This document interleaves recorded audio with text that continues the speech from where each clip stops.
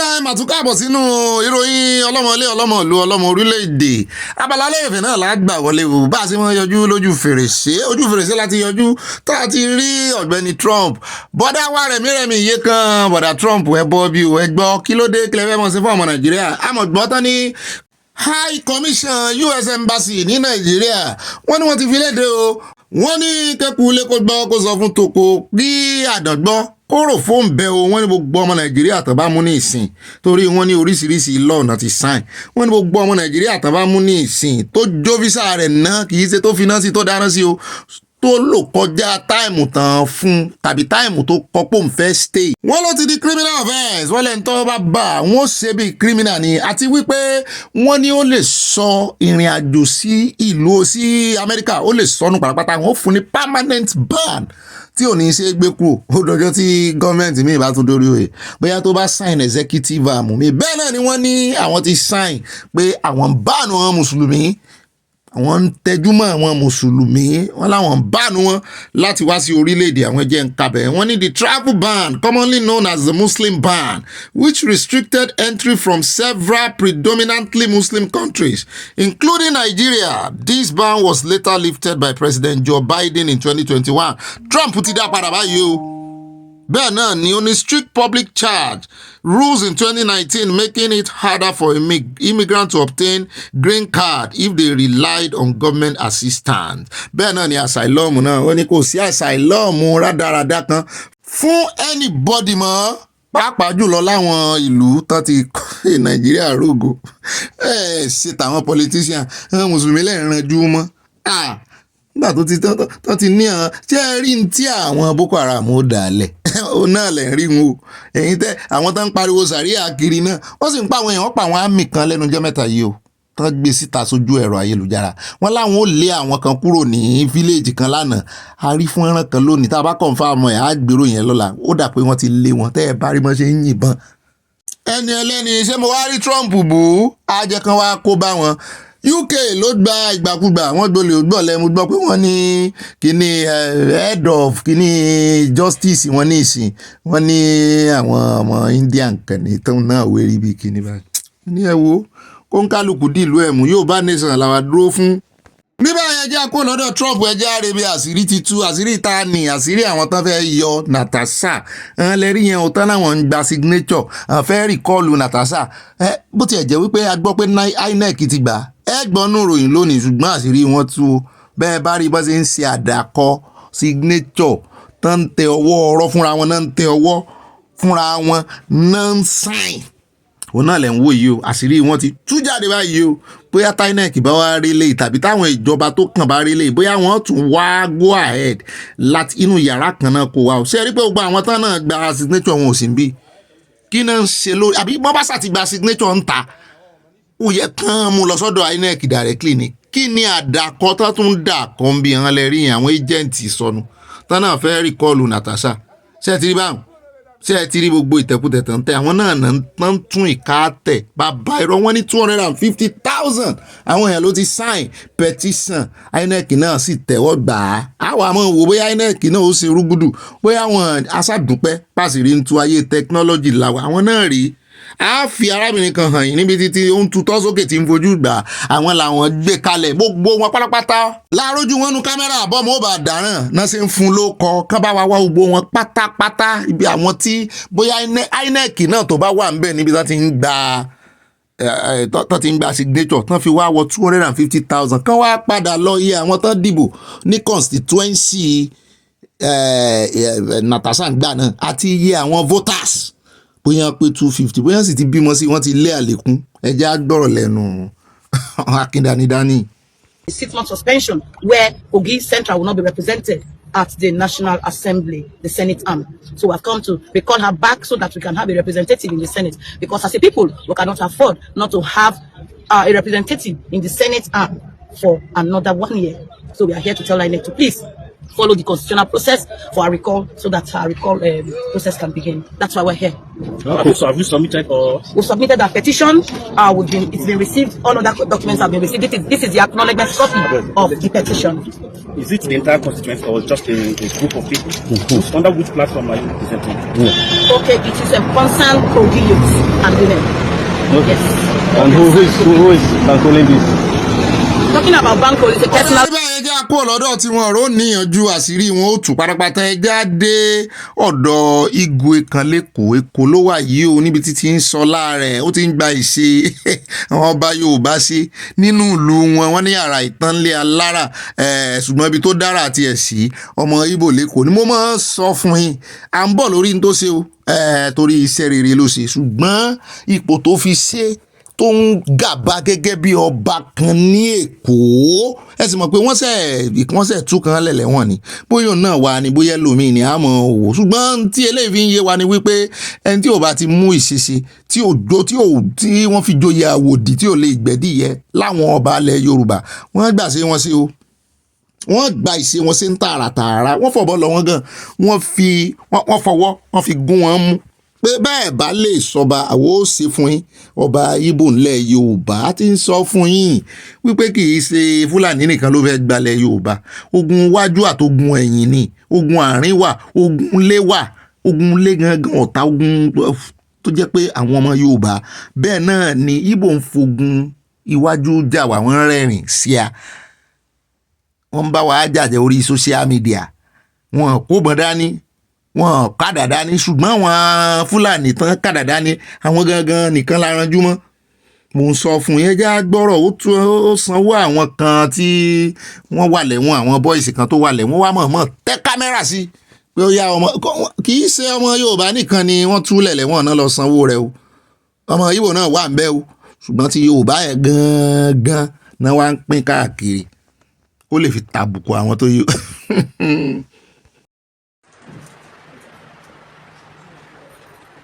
Number 6. Sir. Igwe. What is your name? Rakib Olamilekan, sir. Huh? Rakib Olamilekan. Rocky? Rakib Olamilekan. Rakib Olamilekan? Yes, sir. What is your address? Terminal 1 Oshodi Road. Terminal 1? Yes. Oshodi? Yes, sir. Lagos? Yes. What is your phone number? 07 47 42 0491. Which tribe are you? Abi Yoruba boy. Which state are you from? Abi Ogun State. Ogun State. Yes, sir. Which place you come out from? Medium Kirikiri, sir. Lagos. Yes, sir. How old are you? I'm 22 years, sir. 22 years. What happened today? I really surprised, sir. I don't know, say I will come out today. The church where I go, sir, I still dey pray, say may God send me free. I don't know, say the person where go bail me, sir, he don't dey come.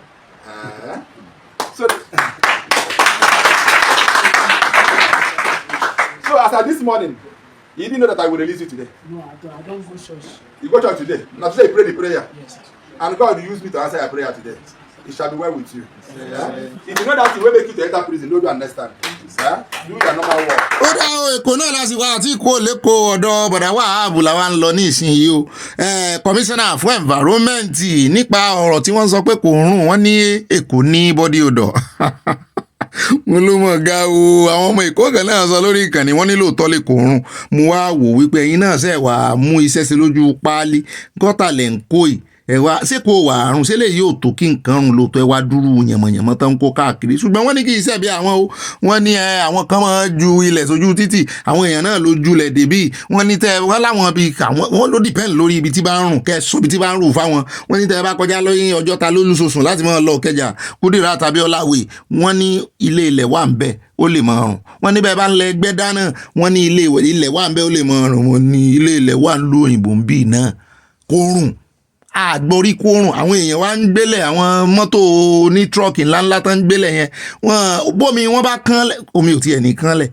bó bá sì kánlẹ̀ bóyá tójò bá rọ̀ tómi ń gbàbí kan kánlẹ̀ lára mọ́tò kó ẹ̀ lè gbóòórùn ṣùgbọ́n wọ́n ní àlàyé wà lórí ẹ̀ wọ́n láwọn evolve lọ́wọ́ ni ṣùgbọ́n wọ́n ká wọn mọ́kànnà pẹ̀lú ọ̀rọ̀ yẹn dùn wọ́n gan ọmọ tó sọ pé ọmọ náà fi ń ṣe náà ti bẹ̀rẹ̀ 30 days challenge sí o tẹ́ ẹ bá rí ní 30 days challenge yóò dálẹ̀ yín máa ń gbóná lórí ẹ̀rọ ayélujára gidi ni ibẹ̀ làṣírí sì ti ń tú fún àwọn international community. ẹ wo ẹ ṣáàjì àfipàdé sínú àkójọpọ̀ ròyìn bọ̀dà wàhábù commissioner of environment lẹ́kọ̀ọ́ wọn ganu sí máìkì wọ́n sá tó tónu ṣùgbọ́n nínú atótónu wọn náà àwọn èèyàn rí fọ́ọ̀tì ń bẹ o ẹ̀yin náà ẹ bá ń tẹ́tí ẹ bá ń dẹ́tí tá a bá ti débẹ̀ ẹ jẹ́ a lọ sọ́dọ̀ ọmọ ìkànnú àwọn ọmọ tí ó ní òun náà ń ṣe 30 days challenge tí wọ́n ní wọ́n ń ṣe fún ààrẹ Tinubu tán ní terrible president ni wọ́n ọmọ yìí ò tiẹ̀ wá béèbù ń tiẹ̀ tẹ́ ẹ bá rí oògùn tó kó síta tó ń rà ní 800 tẹ́lẹ̀ oògùn asthma ó ti di 10,000 ó ní ṣé kò tó kàn pe ààrẹ Tinubu ní terrible ó ní torúkọ mi ìbá wà tó ń jẹ́ terrible ó lóun ló yẹ kán máa pe ààrẹ Tinubu pé sàn fẹ́ pa àwọn ni mo ní àwọn èèyàn oró ń jẹ́jẹ́ oògùn kọ́ àìmọye àwọn tó ti kú látàrí pé kò sóògùn USAID tún ti yọ ọwọ́ báyìí tuberculosis ẹ gbọ́ ìròyìn lórí tuberculosis àti HIV.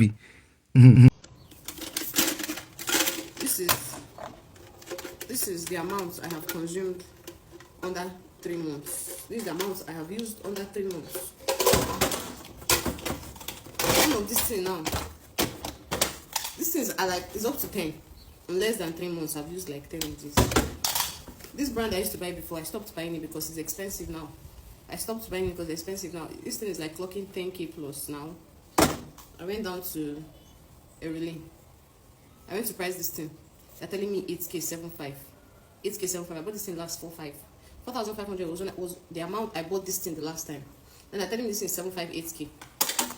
The reason I left this one now, when they touch this one, this thing now has gone so high, I cannot even afford it. It's not even, before I don't used to think about buying, I used to just buy it anyhow. In the kitchen, I will have one. Upstairs, I will have one. In my bag, I have house one and outing one. Now I can only afford to buy one. I can only afford to buy only just one. This thing now is now so. Under 3 months, I have used like 10 of these. This thing now here now is 100k plus, everything here now. Under 3 months, this thing used to be 800 before. Has gotten to 10k plus. Nigerian government, people, please, people should pity this brand, this Ventolin brand. I left this brand and went down to this Aerolin. Now this Aerolin now come the drag price with Ventolin. Aerolin now come the clock 758k. This one now, I don't even know how much this one be because I don't have the mind to price this one that I even usually use. This one that I downgraded to is now expensive. But I also want to buy the next one, I don't know. By the grace of God. Nigerian government, I beg. I don't even know how this thing just became so expensive like this. I cannot even afford this one. This is my own. I cannot even afford this thing. Lord of Jesus, should we give this one my hand?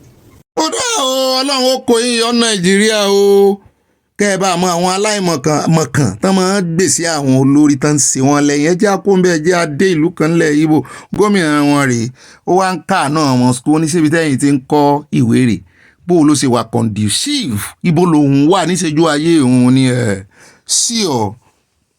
Are you able to read here? You can read. I'm so sorry. We'll change all this. See here. That is the cook here. Why?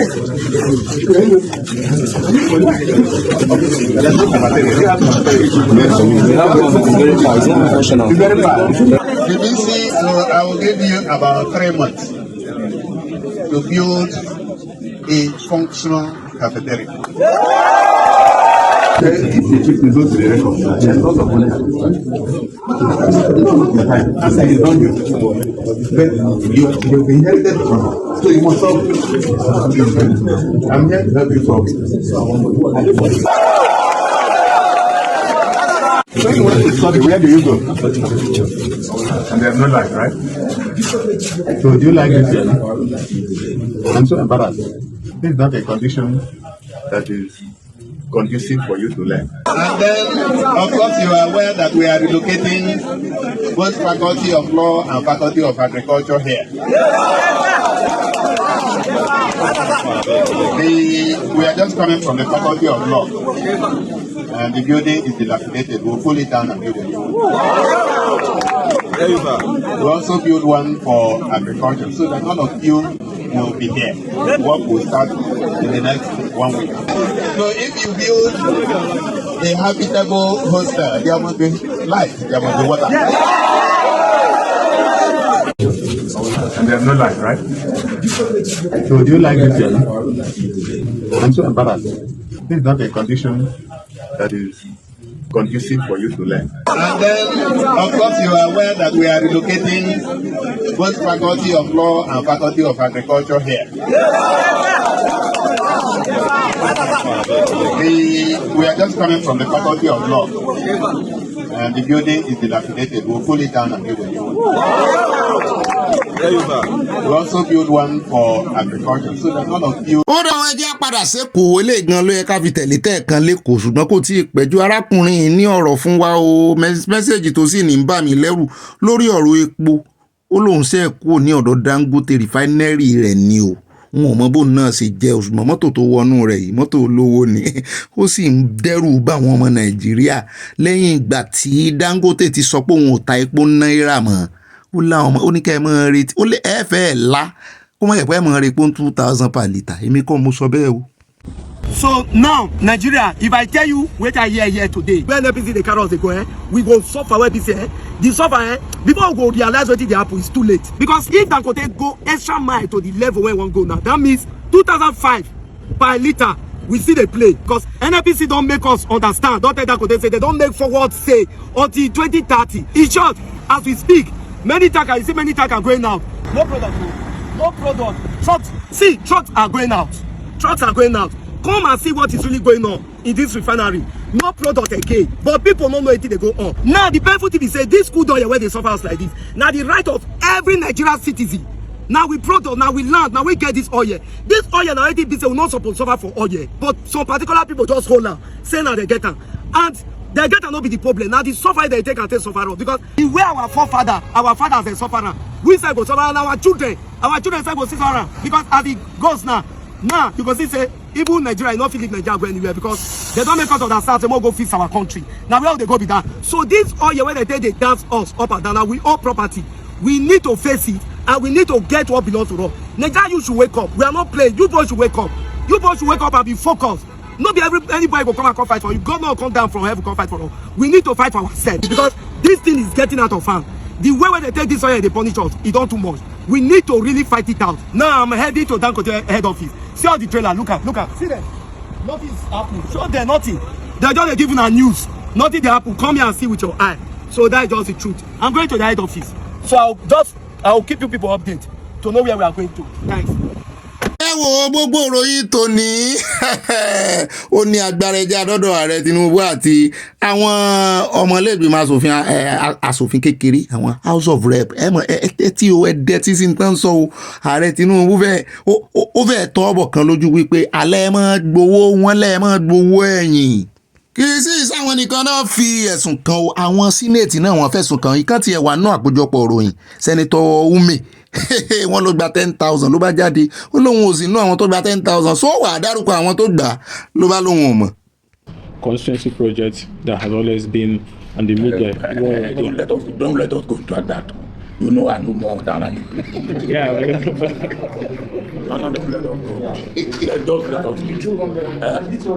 200 issue. That's what it was the 200 issue. Yeah, nobody gave anybody 200. That was I wanted to come. Yes, that's the only thing. Well, that's all right. You can say anything. I heard it from the horse's mouth.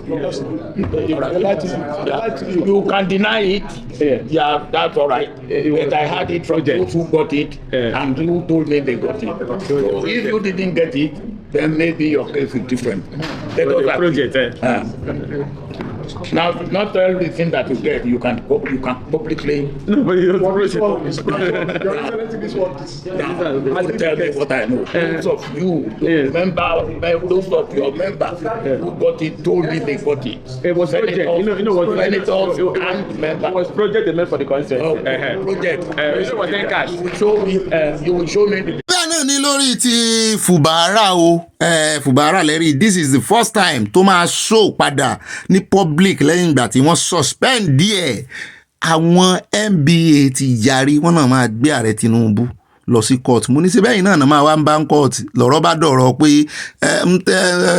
ọ̀rọ̀ tá a fẹ́ kí baba gbọ́ baba náà ni ó parí ẹ̀ mo ní ààrẹ Tinubu mọ̀ léèyàn supreme wọn láwọn èèyàn wọn ló wà ń bẹ mo ní NBA Nigerian Bar Association àwọn SAN ló mọ̀ pọ̀ jù ń bẹ́ẹ̀ mo láàmọ̀ wo ẹja kú ń bẹ́ẹ̀ ẹja dọ́dọ̀ arákùnrin tí ń fi ti Dangote tọrọ.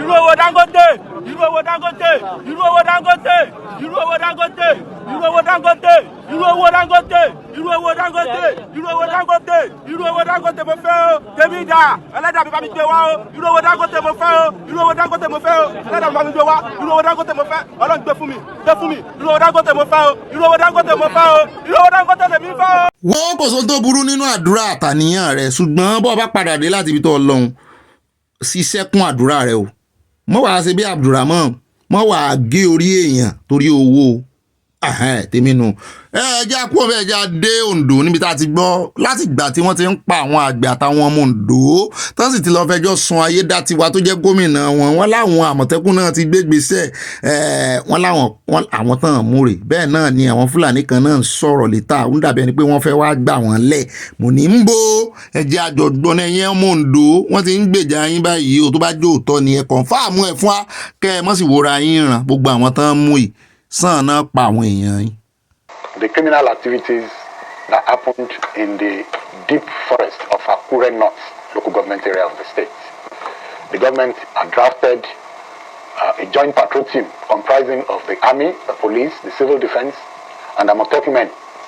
And we've been able to restore normalcy to the Ago Ibo, Ago Dada, Ago Adimekun, Ago Sunday and its environment. And as we talk now, normalcy has been restored in the area, and the government had directed that Amotekun posts be put in place as a control point in those remote areas to prevent a situation where, after the exit of the present team, that these marauders can come back. Wọ́n tí àwọn Fúlàní community tán ń gbé ní Ondo tán wá ṣe níbi tán ti mú àwọn tán kó ìní òye mi tí ò sì sí Yorùbá ń bẹ̀ pé ẹ wá ẹ̀yin Yorùbá kí ló dé bẹ́ẹ̀ bá ti pariwo báyìí ẹ sì tún ti kọ̀gọ́ sí gbogbo ń tẹ́ ẹ sọ ọjọ́ tán wá máwọn èèyàn báyìí ààrí Yorùbá ń bẹ̀ Fúlàní ní sọ̀rọ̀ ṣé Fúlàní ti gba Ondo ni. Our word to work to see that there's no any crime or repeated crime again that happen. I will sympathize with people of Ondo State over the disease that lost their life. We will collaborate and work with the government and Amotekun like we are doing before. Amotekun commander Adele, we are collaborating. Anything that you see, you call me Alaji Bonia, and we are collaborating to make sure Ondo State is most peaceful state in Nigeria.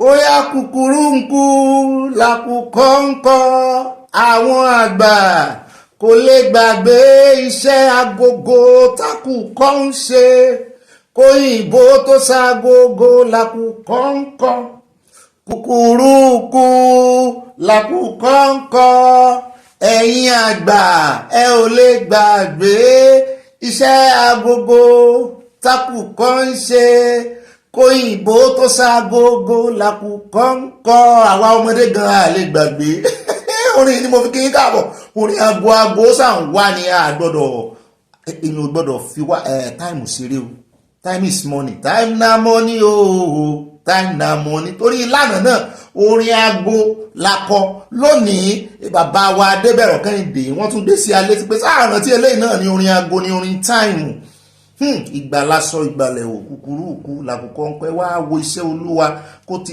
òyìnbó mọ̀ gbọ́n o bí ò bá sí ago kò ní sáláàmù bí ò bá wá sí ká ní kò tiẹ̀ wá sáàgbó dìdá yìí àkùkọ náà láàmọ̀ fi jí o táìmù tí ó sì yóò bó sáàgbó mẹ́rin yóò ké àwọn àkùkọ yẹn ní táìmù tó máa ké ẹ̀yẹn lọ wo táìmù tí stọ́dì ẹ̀rí mo ti stọ́dì ẹ̀rí dáadáa Nàìjíríà kò sì ṣéǹjì ń làwọn òyìnbó kákúléètì Ọlọ́run ó ṣàánú àwa lọ́lọ́run sì fún ní gbogbo àwọn kìíní ọ̀pọ̀lọpọ̀ àwa lọ́lọ́run fún ẹranko kan ò gbọ́n ẹnìkan ò sí kò sí ẹranko tí ò gbọ́n kò sí ẹ lọ gbogbo àwọn ẹranko yẹn gbogbo tẹkinọ́lọ́jì mọ́tò táwọn òyìnbó ṣe àwọn ẹranko náà fi wò mọ́tò mi ẹ̀ wọ̀n wò lọ́ọ̀kan báyìí yóò dàbẹ̀ ni pé tiger ní ń bọ̀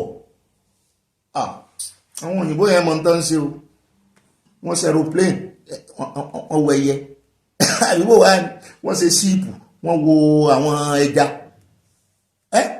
wọ́n ṣe mọ́tò wọ́n wo àwọn animals ọlọ́run yóò ṣàánú wa o kásá tètè gba orílẹ̀-èdè wa gbogbo nǹkan tọ́lọ́run fún wa káwa náà fi ṣe technology ó dára ká mọ́ fi atótónu bẹ̀rẹ̀ ibà ròyìn náà ní ibà rìn gínìgínì ibà gbé wọn débi ó ká mi lára ní ibà ká mi lára ibà jalolo èmi náà ní ibà kúkúrú kú yín o mo tún ti dé torí ẹ bá ti gbọ́ kúkúrú kú bọ́ọ̀bì ti dẹnu káwa mọ́ kó ìròyìn tí wá sí rèé ó bá ọgbọ́n àti ìmọ̀ àti òye wá a máa fi lára wa lọ́yẹ̀ a máa jókòó tì í a máa sasi wẹ́wẹ́ ni tá a pin lékìrì kó lè yẹ a bó tún ti dé o èmi náà ní ibà gbé wọn débẹ̀ wọ́n gbé débẹ̀ lónìí ọlọ́run ló ní orí bẹ́ẹ̀ èmi náà ní ibà sàn láàrin ajé ní mú ní pẹ́kọ̀rọ̀ ní mú ní pẹ́kọ̀rọ̀ ibà allegedly náà ní ibà reportedly gbogbo tẹ́ ẹ bá gbọ́ lórí ìkànnì kí ni o reportedly and allegedly àwọn òtẹ́nu àbùkù lùyàn kankan bẹ́ẹ̀ náà ni ẹ lè pè mí ní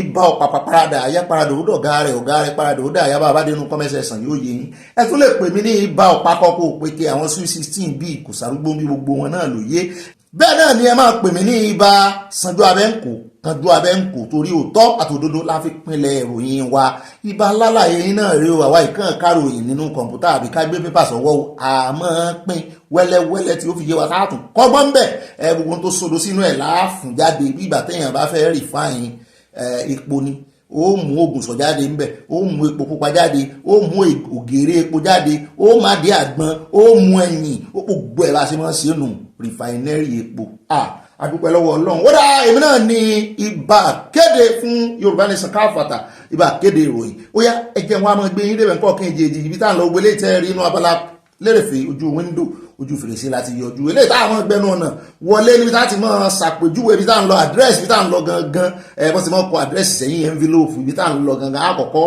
júwe bẹ́ẹ̀ alákọ̀ọ́kọ́ ń bẹ̀ inú ìròyìn kan tí ń kọ́kọ́ mú afún yẹn àdè bọ́dà ó níbi kan tán náà ń pè ní kwẹ́mẹ́ tá ń mọ̀ bẹ̀ wọ́n ní sẹ̀mẹ̀ abẹ́ Badagry ló wà wọ́n ní ti Nàìjíríà wọ́n ní wọn àníná wọ́n láwọn tó wà ń bẹ̀ wọ́n rí náà lò mú níyàn ń ṣe tuntun Nàìjíríà gan abẹ́ bá wọnú gan kò sí ná wọ́n ní kí ìwá sèyàn nìkan wọ́n ní àbùkù tó ń kàn wọ́n ẹ̀rẹ̀ tó ń rẹ́ wọn lára ni wípé wọ́n ní sẹ́yìn mọ̀ pé wọ́n súnmọ́ bọ́dà Bẹ̀nẹ̀ wọ́n ní wọ́n máa ń wọnú Bẹ̀nẹ̀ lọ múná lọ cháàjì fóònù mo ní kò sí tv ṣe èèyàn mo ní ṣe bí ọ̀rẹ́ ní Nàìjíríà àti Bẹ̀nẹ̀ wọ́n ní sọ̀rọ̀ mi o wọ́n ní sọ̀rọ̀ àwọn òye mi ní bọ́bí mo ní kò yé mi wọ́n ní Nàìjíríà ló fún Bẹ̀nẹ̀ ná mo ní wọ́n sanwó ṣe èèyàn wọ́n ní sẹ́wọ̀n ò mọ̀ wípé Nàìjíríà ló ń ta iná fún Bẹ̀nẹ̀ wá níná 24/7 Nàìjíríà ò níná mo ní ọ̀rọ̀ yín sẹ́ yé mi o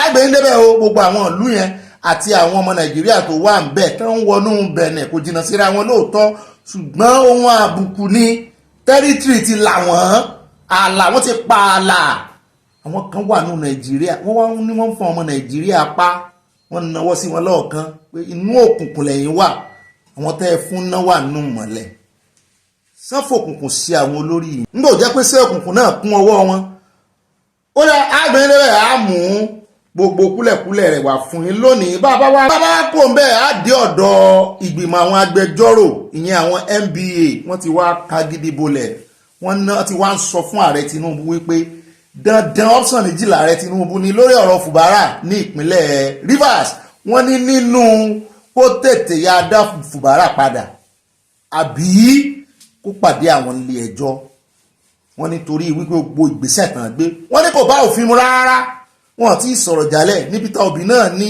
abẹ́ẹ̀rí nǹkan sole administrator tán rán lọ́bẹ̀ wọ́n ti yá sáré release allocation fún tí ìdájọ́ Supreme sì ń sọ wípé nígbà tí Fubara wà ń bẹ̀ ìdájọ́ Supreme ní wípé ẹ mọ́ release allocation gan fún ẹ̀ tán elect síbẹ̀ tó jẹ́ gómìnà tán fọwọ́ ara wọn yàn síbẹ̀ nítorí wípé kò fi tàwọn ọmọlẹ́gbẹ̀mọ aṣòfin ṣe ṣùgbọ́n nígbà tí ààrẹ Tinubu yàn sole administrator bẹ́ẹ̀ wọ́n lé àwọn ọmọlẹ́gbẹ̀mọ aṣòfin dànù wọ́n lé Fubara dànù fóṣù 6 wọ́n wá rìlíìsì allocation fún sole administrator tí òfin tán lófin ò gbà tó fi ò gbà fún àmú ọ̀rọ̀ olórí àwọn NBA wà fún yín, gbogbo àwọn adájọ́ àti àwọn agbẹjọ́rò ẹgbẹ́ wọn nù ní Nigeria Bar Association wọ́n ti wá ń sọ fún ààrẹ Tinubu pé ẹ má bà òfin jẹ́, ẹ má tẹ ojú òfin mọ́lẹ̀, ẹ jẹ́ pírẹsidẹ́ǹtì òmíì kankan.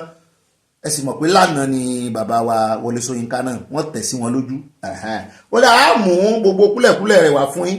Bẹ́ẹ̀ náà ni etí òbí sọ á fi ṣe tẹ̀léńtẹ̀lé. Bàbá wa kú òun bẹ́ẹ̀ á wà dé inú ìròyìn, mo fẹ́ kẹ́ bá ń farabalẹ̀ lórí ìròyìn. Ẹ rántí ọ̀gbẹ́ni Sunday Jackson tí wọ́n ní Fúlàní fẹ́ lọ pa sínú oko rẹ̀, ṣùgbọ́n tó náà tó jà fitafita tó dá padà tó pa Fúlàní yẹn tán wá dájọ́ ọkú fún. Supreme ló sì dájọ́ ọkú fún, kò sọ̀nà àbáyọ.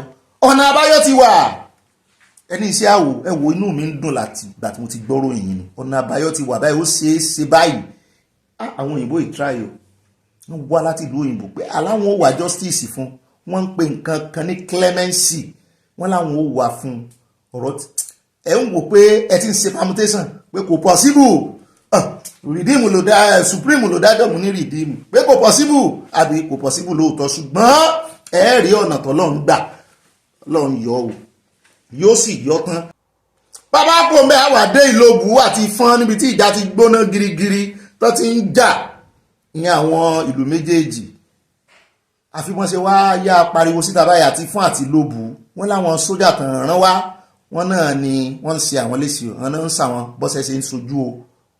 Wọ́n ní àwọn sójà kan kó wá ṣé Yorùbá ni wọ́n láwọn ò tiẹ̀ lè sọ, mo ní wọn lè jẹ́ Yorùbá. Ó bá jọmọ ọkọ Yorùbá ni kò sí bó ṣe wọ aṣọ ológun tó yóò sì ẹ̀jẹ̀ òórùn síra wọn, yóò mọ̀ pé ìran òun rèé. Kó má lọ jẹ́ pé àwọn ará bíi ara anú ti ń bí wọn. Ẹ sì mọ̀ wípé gbogbo àwọn èèyàn náà ní sọ wípé ó lọ́wọ́ àwọn politician nú. Ṣé ẹ lérò wípé ọ̀rọ̀ sàríà ni àwọn tó ń bínú torí bá àgbà sàríà láàyè? Ṣé ẹ rò pé wọ́n lè dáná sí kínní, wọ́n lè gbẹ̀yìn gbẹ́bọ́jẹ́? Ẹni ká mọ̀ wò lọ bẹ̀ ó dá àjọ ojú sùnùkùn wò nínú àkójọpọ̀ ìròyìn lónìí. Bàbá kò mẹ́ àwà dé ọ̀dọ̀ àwọn sínétọ̀ yìí níbi tí ìkànnù wọn ti ké gàgàrì síta pé ẹ mọ́ parọ́ mọ́ wọn o, wọ́n lọ́wọ́ gba $10,000 lọ́wọ́ Akpabio nítorí kàn lè bu ọwọ́ lu òfin emergency tó yọ Fubara pòun ò sínú wọn o. Àwọn wá ní Ọlọ́run ò mọ̀ wọ́n, oníkánsámọ̀ dárúkọ sí kí ló wá ṣẹlẹ̀, ó ṣàlàyé tẹnu rẹ̀ tó fi yọra rẹ̀ o.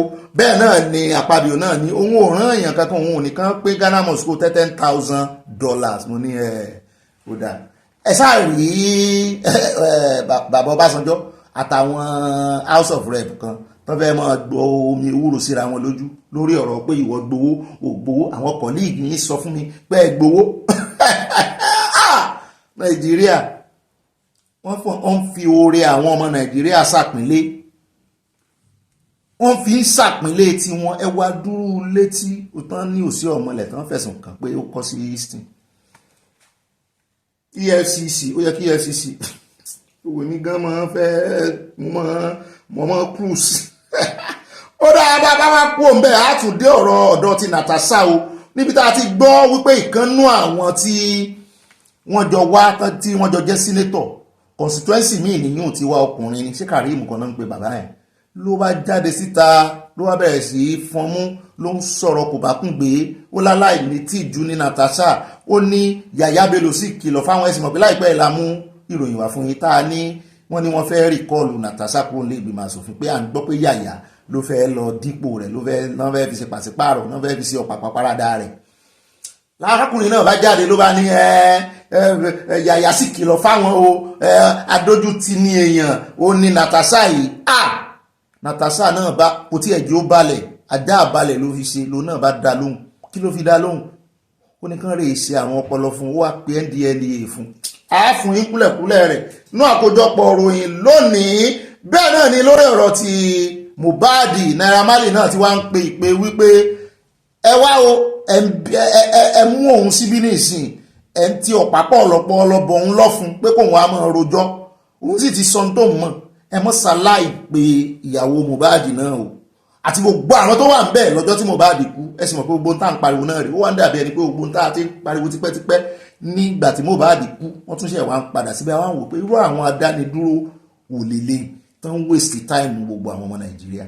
Ṣùgbọ́n lọ́rọ̀ kan kò tí ì jìnnà jù á padà bẹ́ẹ̀ náà ni gbogbo àwọn tó tọ́kàn bí léèrè ẹjọ́ tọ́rọ̀ bá ti ṣẹlẹ̀ Yomi Fabiyi náà ṣàlàyé púpọ̀ lórí ẹ̀ pé tí nǹkan tó ń pè ní homicide bá ti ṣẹlẹ̀ gbogbo àwọn tó wà lágbègbè yẹn pátá nígbà tí ó ṣe tí ẹni yẹn kú gbogbo wọn pátá tán wà bẹ́ẹ̀ ní sin yẹn gbogbo wọn pátápátá wọn gbọ́dọ̀ bí lẹ́jọ́ kì í ṣe pé wọ́n invite wọn àbí wọ́n kàn interview wọn rárá torí wọ́n lè mọ́ sọ ọ̀rọ̀ lílé tán ti wà ń fọ̀rọ̀ pamọ́ yìí wọ́n ló yẹ kán probe wọn.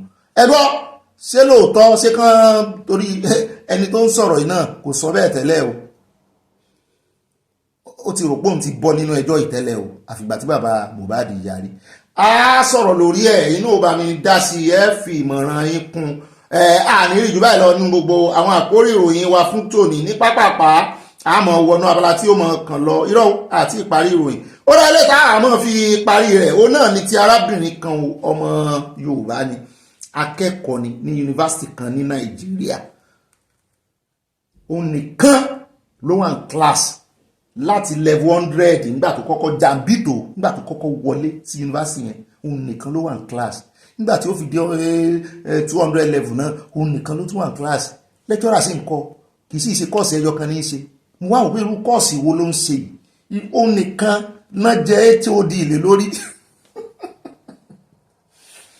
irú kọ́ọ̀sì wo ni ọ̀rá ń bọ̀ fi dé level 300 òun nìkan náà ni level 400 òun nìkan náà ni bàbá ni ó dá wá ganu sí máìkì kí wọn náà sọ̀rọ̀ fún wa a ṣàlàyé lórí rẹ̀ àmọ̀rú kọ́ọ̀sì tó ń ṣe àníríjú báyìí lọ́nà àwọn àkórí ìròyìn fún tòní ní pápápá àmọ̀wọ́n abala tí ó mọ̀ kàn abala kí ni abala sánáwọlé ẹ̀yìn mọ́ mi ẹ̀yìn bá mi ó yá ẹ̀sùràjọ ẹja wa ya fọ́tò ayọ̀ ẹsẹ̀ cheese ẹsẹ̀ musin ìpàkà fọ́tò ayọ̀ wa ò ní dìbànújẹ́ àkọ́kọ́ nú abala sánáwọlé wa tòní amúròyìn kan wá fún yín lánàá ní àwọn agbésùmọ̀mí àwọn terrorists àwọn Boko Haram a ní wọ́n fi ìwé ránṣẹ́ sí àwọn ìlú kan tí wọ́n ní kán kóra wọn kúrò ní gbogbo ìlú yẹn ṣùgbọ́n lónìí àwọn Fúlàní la tún wá ń gbọ́ báyìí ò mú ní ọ̀rọ̀ gbogbo ìṣẹ́ lórí alábàáhùn wọn. wọ́n ní Fúlàní lánàá Fúlàní lónìí Fúlàní lọ́la wọ́n ní ọ̀rọ̀ gbogbo kì í ṣẹ́ lórí alábàáhùn Fúlàní ló máa rẹ́yìn Nàìjíríà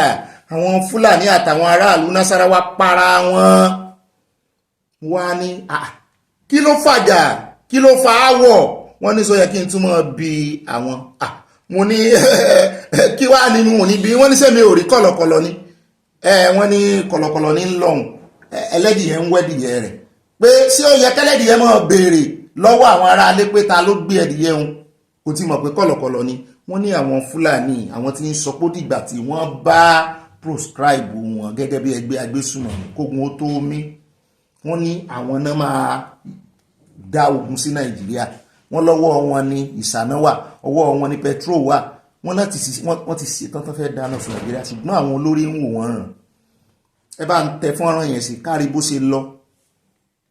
We heard that a Fulani man was cutting mango. So when our boy closed from church, he went to village to go and remove the mango. So he now find the Fulani man cutting mango for his cows to eat. So when the boy now talk, after he was turning back, the Fulani man now caught him and killed him. We went to their place, we didn't find anybody. So our boys, because of hunger, they now decided to burn their ruga. I have come to commiserate with the people and also draw their attentions to the fact that we don't need this. Violence, crisis, all do not bring development. Unfortunate that the local government chairman and other stakeholders with the local government, as well as the security agencies, have been very kind and up to us, and we want to sincerely thank them for everything. I condole the families of the victims. Those that are responsible for the killings have been identified and arrested, and then justice will be followed thereafter. The Fulani and the Gbagi people and other tribes around there, I'm calling us to coexist peacefully, because when there is peace, there is prosperity, and where there is no peace, there's no prosperity. And by the grace of God, we will do our best to see how we restore understanding, harmony, and prosperity. bẹ́ẹ̀ náà ni bàbá Kúnbẹ́ àwa sáré dé Èkó níbi tá a ti gbọ́ tí wọ́n sọ wípé Èkó mọ̀ ń bínú Èkó yarí mo ní kí ló dé wọ́n ní lórí ọ̀rọ̀ wípé wọ́n ní Èkó dọ̀tí Èkó rùn mo ní so ká yín lára tó bẹ́ẹ̀ ni wọ́n ló ká Sanwó-Olú lára ọ bẹ́ẹ̀ náà ló sì ká ẹni ní bẹ́ẹ̀ náà ló sì tún ká Commissioner for Environment lára Wahab mu ni yóò ká lára torí bó ṣe ń ṣiṣẹ́ takuntakun tó Tókunbọ̀ Wahab yóò ká lára wọn ní torí bọ́rọ̀ bá ti di ọ̀rọ̀ wípé mọ́túnmọ́kán lè yàn rùn níbi ìgbà tán bá ní Èkó ní bọ́dí ọ̀dọ́ ni wọ́n lè kó smell o it is evolving ni o wọ́n ló ń involve ó lè dọ̀tí lóòótọ́ ṣùgbọ́n àwọn tí ń evolve tí ń wá wọ̀rọ̀kọ̀ fi ṣàdá pé àwọn fẹ́ ṣe sustainable waste processing modernized land filling management cleaner waters wọ́n ní ẹ mọ̀ retí àná sí làwọn ará Lẹ́kì ń pariwo pé wọ́n ti ẹ̀fọ́n lómi débi pé yóò clean àti structured sanitation system wọ́n ní ẹ mọ̀ retí rẹ̀ bóyá wọ́n wà padà wà mọ̀ ṣe àwọn oníwọlé náà sì wà lẹ́kọ̀ọ́ wọléwọlé ń bọ̀ lọ́la òun bọ̀ wá mú dòdò Ọlọ́run ṣé mi ò ní dòdò gbàmúgbàmù jìgìjì gbàmúgbàmù orin wọléwọlé pọ̀ ọyọ kan táàrí kan orin wọléwọlé pọ̀ ṣùgbọ́n eléyìí láàpọ̀ báyìí lónìí. First of all, let's begin with that opinion that Lagos is smelling. I've seen your post saying that Lagos is not smelling, Lagos is evolving. Please explain. Thank you very much. You see, let me put this in a context. If you tell me Lagos is smelling, I'll ask you, where do you stay in Lagos? So I'll be able to situate where that narrative is coming from. We are all familiar with Olusosun, the dump site here around Ikeja. And then if you stay around Alimosho, you must be familiar with that one on the Gondo Road, Solo Street, we call it Solo Street. What we've done differently is minimize the number of waste going there, and then with a long-term plan to decommission it in the next 18 months. To decommission, you also need to get a proper alternative. And for any growing city like Lagos in the world, where you have the challenges of urbanization and migration combined, you must be able to think outside the box to solve the problem. We generate between 13 and 14,000 tons of waste a day. That is humongous for just Lagos. So, creatively, we've now found a way to minimize, to the barest minimum, the quantum of waste that ends up in our landfill. And by so doing, we now have an arrangement that will give us waste to wealth, where your compost becomes, your organic waste becomes a fertilizer, compost fertilizer. The plastic is recycled to become your dust bin. So we can start giving Lagosians to build a waste disposal culture. It's a culture you have to build, like they do in other climes that are developed. Then you have the one for waste to energy. Then you have the one that companies like Lafarge have said they want the combustible waste for their own factory. So at the end of the day, by the time you segregate all this waste we're talking about, the 14,000 tons of waste, we may end up not having more than 500 tons that will end up in our landfills. That takes care of waste management. Now, we have a PSP arrangement that has been in place for almost 2 decades. With the PSP arrangement, we've allowed private sector to come and invest in the waste collection process. LOMA will be the regulator. But we've also realized that there are challenges in that PSP structure because people don't like paying for service. They rather want to free ride the system. So what we've said to Lagosians, if you know you are in an area where your waste is not being picked up on a weekly basis, kindly let LOMA know. LOMA now have over 200 trucks, functional trucks, new, that will intervene in the interim like a stopgap. And by so doing, they will cut away the waste. Then they will find and investigate what happened to the PSP operators. There are also times when a PSP truck will have a challenge.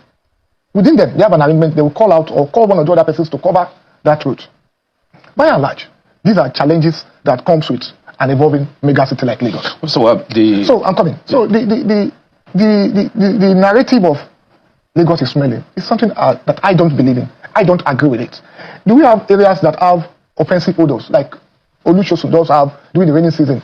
I'll tell you yes. Or if you're driving around Alimosho corridor where you have that Solo Street that we are decommissioning, I'll tell you, oh yes. I don't think. When people are used to doing things the normal way over time, it takes a while to change that narrative and that culture. And to change it, you must be very strong with your advocacy. And that is what we are doing as a state. And then, once you're doing the advocacy, you also try to dangle this, that there will be consequences, like we've seen. Help us understand that. Now, this is a man that came out of his vehicle with his waste to dispose that waste into a public place. Now, how do you explain it to yourself? A rational person wakes up in the morning, takes a waste in a waste bin, and then if we arrest this person, this is a vehicle, if we arrest this person, some persons will blow a dog whistle and call us bigots because we're doing the right thing. Let me also put in the context for you. There are different kinds of markets. The traditional market you're trying to talk about. I was at one of them 2-3 weeks ago at Oyinbo. Myself, leading the advocacy. I was at Idumota some 4-5 weeks ago. Myself. I was at Okearin myself. And we told them why they have to change their attitude. And we also told them why we may have to go with the big stick. Because people need to behave differently. And they also explain their own challenges. So it goes beyond collection. Sorry, what are their challenges? I'm going to explain it to you. It goes beyond collection. If you put your stock, your wares, on the drainage part, it's a recipe for crisis, for instance. I was at Oyinbo. They were selling on the drainage, covered drainage part. What happens most times? They will fill it up with debt. And then, when the rain comes, they will blame the government. That was a newly constructed infrastructure around Oyinbo. So I had to explain to each and every one of those old women, we're not here for enforcement. Look at what you are doing here. Does it really make sense with due respect? And they all admitted, no. Okay, we won't come for you to just move your ways behind this point. And they agreed. We also want to have a deepened relationship with the local governments. Local governments, don't forget, are in charge of markets. But we are in charge of waste. So there must be a very strong collaboration. And luckily, thankfully in Lagos, we are doing that. But when you find people coming to the states on a daily basis with different culture, you also need to ramp up your advocacy.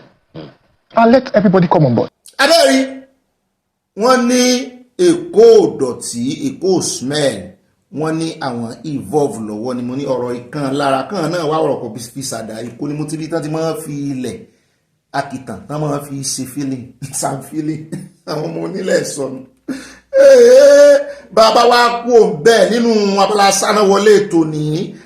Ó dáhùn nínú abala sánáwọlé mi ìròyìn tí ó mọ̀ tẹ̀lé ó náà ni lórí ọ̀rọ̀ kọfí o pàápàá jùlọ gbogbo rọ̀tìrọ̀tì àti tó ń ṣẹlẹ̀ lẹ́yìn ìgbà tí Donald Trump tó ti wọ́gilé USAID kì í ṣe ọ̀rọ̀ ti àwọn oní HIV nìkan o ikọ́ ọ̀fẹ́ náà wọ́n ní ó tún ti ń gbilẹ̀ báyìí o wọ́n ní kí wá ló ń fà á ká tó wá gbé àlejò wa tòní wá tí wọ́n mọ̀ ń pa ẹ̀ tán sọ iṣẹ́ ribiribi tí àjọ USAID ṣe torí àwọn kan mo rí fọ́nrán kan tó ń pín kiri pé àjọ sí USAID wọ́n ṣe nǹkan kan pé tẹ́ bá ẹ̀yẹn lọ wọ àwọn ìlú tí wọ́n wà tí wọ́n ti establish wípé ètò ìlera wọn tún mẹ́hẹ̀ sí ni mo ní kì í ṣe ẹjọ́ àjọ USAID nìyẹn àwọn onílù gangan pàápàá jùlọ láfíríkà àwọn oníṣẹ́ ṣe owó ọ̀fẹ́ sá ṣùgbọ́n tó jẹ́ kí àrùn ìdínkù nìyẹn o ṣùgbọ́n ní ìsìn wọ́n ní bí ìjọba ò bá múra sí yóò lo ẹjẹ́ àkọ́kọ́ fàyìn sí rìnà kádomi omi tútù wájú kẹ́ lè mọ́ sọ ara yín torí èèyàn gbọ́dọ̀ sọ́ra rẹ̀ kọ́lọ̀ mọ́ sọ́yàn gan kọ́rọ̀ èèyàn mọ́ dàbí fọ́lọ́run sọ tí ń fi okùn ọ̀gẹ̀dẹ̀ gọ̀pẹ́ wọ́n máa ń kó ikọ́ ọ̀fẹ́ náà o wọ́n ní gbogbo ọjọ́ 24 oṣù kẹta ọdún wọn máa ń ṣe àyájọ́ ọjọ́ ikọ́ ọ̀fẹ́ ọlọ́mọdé àbáwọn ṣe àyájọ́ ọjọ́ ikọ́ ọ̀fẹ́ ṣùgbọ́n wọ́n máa ń rántí èyí sì ní 24 nítorí ẹ̀ àwa náà fẹ́ mú ròyìn wá lórí rẹ̀ àkòrí tí wọ́n fún àrùn náà fún ọdún 2025 ó náà ni yes we can end TB commit invest and deliver ṣé Nàìjíríà lè commit ṣán lè invest ṣán lè deliver pàápàá jùlọ lẹ́yìn tí Donald Trump tó ti fagilé wọ́n ní àrùn kọfẹ́ jẹ́ ọ̀kan gbòógì lára àwọn àìlera àwọn àìsàn tó máa ń ṣàkóbá fún ẹ̀dọ̀fóró ìyẹn lungs lára àwọn tó bá lùgbàdì rẹ̀ kòkòrò àìfojúrí kan ló máa ń fa àrùn yìí wọ́n máa ń bọ́ ẹ̀jẹ̀ wọ́n máa ń kọ̀fù ẹ̀jẹ̀ jáde kí n kókó sí ìbò èyí tá a mọ̀ sí mycobacterium náà pé tuberculosis bẹ́yìn ó sì lọ UK nísìn yóò ṣe bó lọ Europe náà ó ṣe ó lójú ṣùgbọ́n UK ó gbọ́dọ̀ ṣe test yẹn kòkòrò àìfojúrí kan ló máa ń fa àrùn yìí yàtọ̀ sí ẹ̀dọ̀fóró tún máa ń ṣe àkóbá fún kíndìnrín o egungun ẹ̀yìn àti ọpọlọ èèyàn wọ́n ní máa ń affect ẹ̀ náà wọ́n wá sọ wọ́n ní nínú àlàyé táwọn onímọ̀ sáyẹ́ǹsì sí o méjì ní kan fẹ́ pín sí o àníyàn olùgbàdì ìkọ̀kan ń bẹ̀ o ẹ́mbásì ti lù ú wọ́n ti ń jẹ wọ́n láàrin oṣù mẹ́fà tó bá lòògùn rẹ̀ dáadáa wọ́n ní yóò kó gòjárí wọn àmọ́ bóyá yóò àmọ́ lò lẹ́yìn ìgbà náà continuously o wọ́n ní ẹni tó bá ní èyí tí kì í ràn wọ́n ní kan wà tí kì í ràn wọ́n ní kì í ṣe àfihàn àpẹẹrẹ kankan kódà ó ó lè má rẹ irú ẹni bẹ́ẹ̀ ó lè má mú rírẹ̀ wá kò wọ́pọ̀ kí ẹni tó ní irú ikọ́ fẹ́ yìí kó ran ẹlòmíì wọ́n ní kò wọ́pọ̀ kó translate yẹ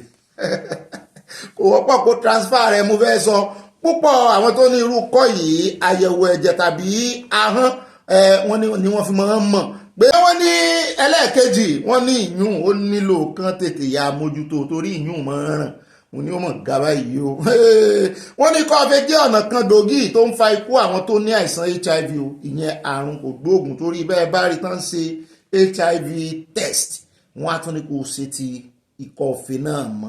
ó dáa nígbà yẹn já wa transfer àsọ̀rọ̀ ìkan nínú àwọn òṣìṣẹ́ ìlera wọ́n mọ oyún ìgbínú kára wọn wọ́n sì mọ́ ti fún tẹ̀dọ̀ bí USAID bó ṣe wà establish Nàìjíríà tó sì ran Nàìjíríà lọ́wọ́ wá ń ké síjọba wípé ebi ló ṣe ń pa àwọn èèyàn bẹ́ẹ̀ bá mọye tó ń ta oògùn ní ìsìn mórí fún ọ̀ràn ọmọbìnrin kan sẹ́yìn náà rí nínú lérèfé tó kó kinní jáde tó náà ń ṣe 30 days challenge fún ààrẹ Tinubu tó kó gbogbo kinní tí wọ́n lò fún asthma jáde tó ní iye tó ń rà tẹ́lẹ̀ 800 tó ti di 10,000 tẹ́ ẹ bá mọ iye oògùn ní ìsìn nígbà táwọn èèyàn ló ń jẹ gangan jẹ ìyẹn sì ló ń jẹ ọkà lóògùn àìríra là ń jẹ kọ oúnjẹ gidi gangan kọ́kọ́ ní oògùn kó tó ní òkè orí ọ̀dí ẹ̀ kó tó wá máa wá oògùn lò ó ti ẹ̀ kọ́kọ́ bó o bá jẹun gidi gan oògùn ò lè ṣiṣẹ́ ó gbà tábà lóògùn wá ní àkọ́kọ́ jẹun tẹ́lẹ̀ ẹ̀kùn kọ́lọ́mọ́jẹ ara ìsàn tí èèyàn ó lo oògùn náà kó tó jẹun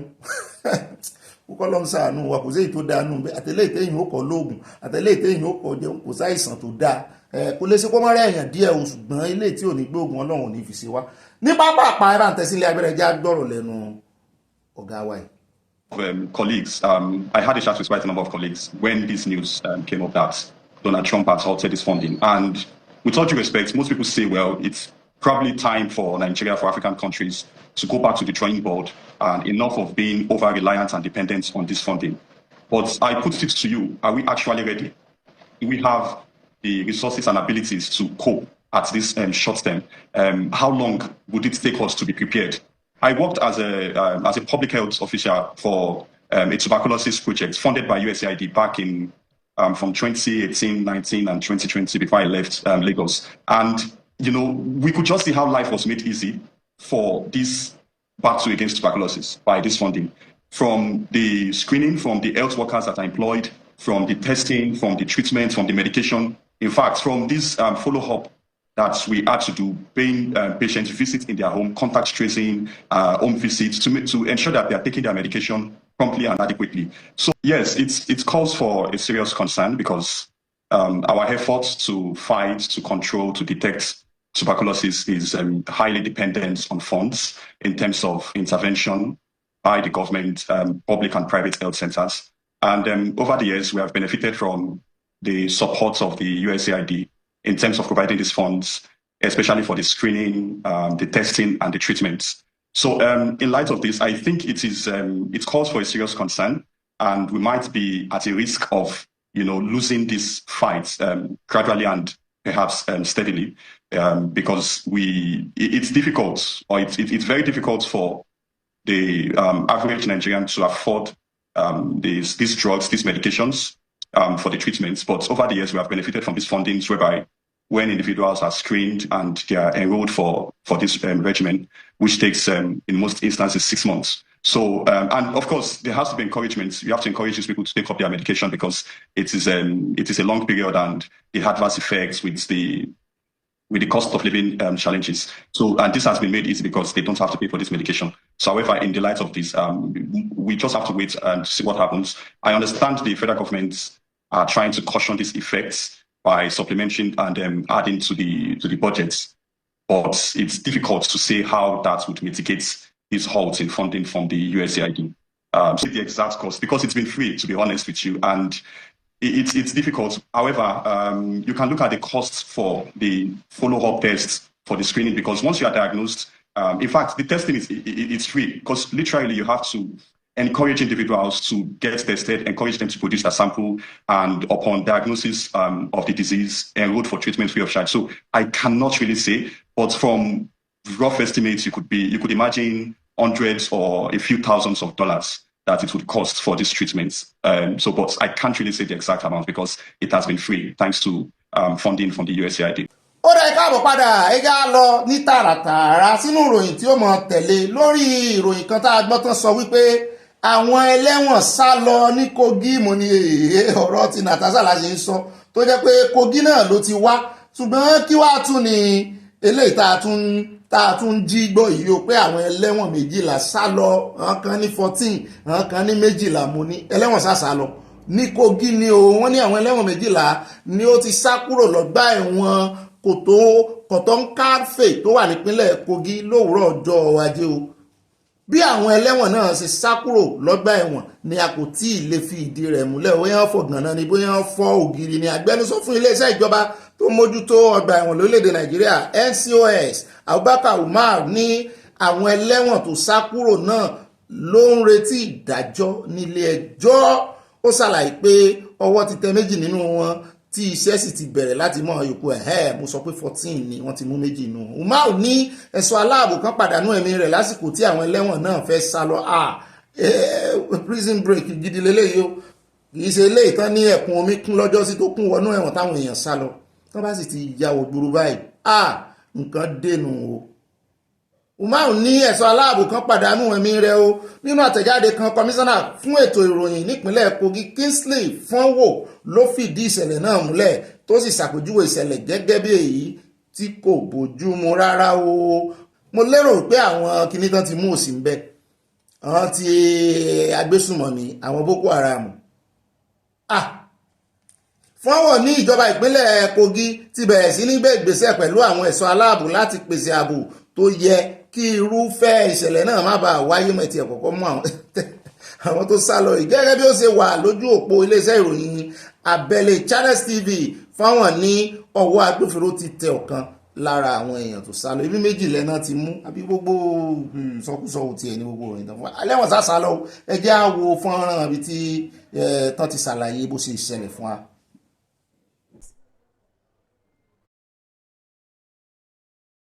Distress call this morning that there was an escape from Koton Karfe custodial facility. 12 of the inmates escaped from lawful custody, but as we so speak, 9 of them have been recaptured. 3 of them have been recaptured, remaining 9, and they will also be recaptured because the search party, they are in town. All the exits have been cordoned off, and we are having very good synergy with all the security agencies to make sure that these inmates that escaped are recaptured. Unfortunately, we lost one of my staff. So that is the position of things. At the moment, investigation is ongoing. This is a federal agency. The state can only work with the federal agencies. When they get to the root of the matter, it is not Kogi State that will give you or publish the report. I'm sure the Minister of Interior will always work to get the right information to the public at any given time. Wo ànírí jù báyìí lọ́nà ọba láti sáná wọlé lónìí ò ní pápápá ẹ̀jẹ̀ wa tààrí yín sí àyá ó yá mọ́ sùn ó ń sun àwẹ̀ torí ó jí sáàrì ó yá wá gbé àwọn èèyàn wa débẹ̀ ní abala àwọn olólùfẹ́ wa abala comment section ní pápápá àròjọ mùsùlùkùn o. Mo wá kí ẹ̀yin olólùfẹ́ wa káàbọ̀ sí abala comment section. Ìyá wa Fatima Abubakar wọ́n ní ẹkú iṣẹ́ takuntakun fa sábọ́bì ìbáyọ̀nà wọ́n tán pop sí àwọn wọ́n ní orin ẹ má fi ìyá alákàrà ṣeré ìyá alákàrà ó ta sánsán sí mi nímú ìyá alákàrà ó ta yọ̀yọ̀ sí mi lẹ́nu ìyá alákàrà ẹni bá fi ìyá alákàrà ṣeré yọ̀ọ̀dà fún ìfúnrin yìí o orin ìgbémi débẹ̀. Bẹ́ẹ̀ náà ni ìyá mi Abọ́láńlé Ògúndọ́lá màmá dọ́là wọ́n ní Ọ̀gbẹ́ni Bobby you really gbé wa débẹ̀ lálẹ́ yìí o ọ̀rọ̀ àwọn alápatà Nàìjíríà má tójú sú mi o ṣé kò tún sí òfin mọ́ lórílẹ̀‐èdè kò sí bẹ́ẹ̀ tẹ́lẹ̀ wọ́n ti dojú òfin délẹ̀ ẹ wo Adédoyin alápatà ti Ìlọrin ẹ wo ti ìlú Èkó ìyẹn tún lọ ń wò òkú olókùú ó ga òkè Ọlọ́run sáà gba orílẹ̀‐èdè wa fún wa Yoruba Nation no going back wọ́n tẹ lọ́ọ̀fù sí wa láti orílẹ̀‐èdè wa from Mamadola. Bẹ́ẹ̀ náà ni at Toyin Nori wọ́n ní Ọ̀gbẹ́ni Bobby you remember the guy that always condemned Lagos Island and Highland for overpricing people, always batch him. The guy is right. Bẹ́ẹ̀ ni o, bẹ́ẹ̀ ni mo rántí amúwá sórí ìkànnì lọ́jọ́ kan. Wọ́n ti ń já owó ilé wálẹ̀ ń bẹ̀. Wọ́n ti ń jẹ́ ọ̀bọ̀ yẹn ti ń kọ́ wọn lọ́gbọ́n gidi. Bàbá wa Adébẹ̀rẹ̀ Kẹ́hìndé wọ́n ní Professor Wálé Adéníran ni amúgbálẹ́gbẹ̀ẹ́ bàbá wa Professor Akíntóyè tó dalẹ̀ nípa kíkówó jẹ tó sì já ọ̀pọ̀lọpọ̀ wa kulẹ̀ ṣùgbọ́n àwọn alálẹ̀ wà lẹ́yìn Yoruba Nation no going back. Ga o. Láti mọ̀ wọ́n náà nù ṣùgbọ́n tá a fi mọ̀ wọ́n ò dáa. Bẹ́ẹ̀ náà ni àtìyàwó Tóyìn Adéoyè wọ́n ní thank you so very much our one and only Ọ̀gbẹ́ni Bobby àti àyà fún ìròyìn yín tí ò common. I love to listen to your ìròyìn ọlọ́mọ̀lú. Wọ́n pọ́ gúgúrú ilé alọ́wọ́ wọn tẹ love sí from Florida USA. Ire o ire kò mọ̀ bẹ́ẹ̀ náà mọ́ mi èmi náà love yín. Ọ̀gá ẹ̀ ṣeun ìfẹ́ ìpọ̀jù. Bẹ́ẹ̀ náà ni Adúnmi Akibeda, when the well done, Mr. Bobby, God will be with you, amen. And more strength, knowledge, Yoruba Nation going back. No surrender, no retire. Bẹ́ẹ̀ ni o, yóò dà fún yẹn ṣe gbogbo àdúrà tẹ́ gbà fún mo sáámi sí tèmi náà mọ̀ yín sí rere. Bẹ́ẹ̀ náà ni at Samuel Olúwaṣẹ́gun, wọ́n ní Yoruba Nation going back together we move. Bàbá mi Rahim Yusuf, wọ́n ní àbọ̀rúbọyọ̀ Ọ̀gbẹ́ni Bobby Yoruba Nation náà wọ́n tẹ lọ́ọ̀fù sí abọ́yè bọ́ ṣiṣẹ́.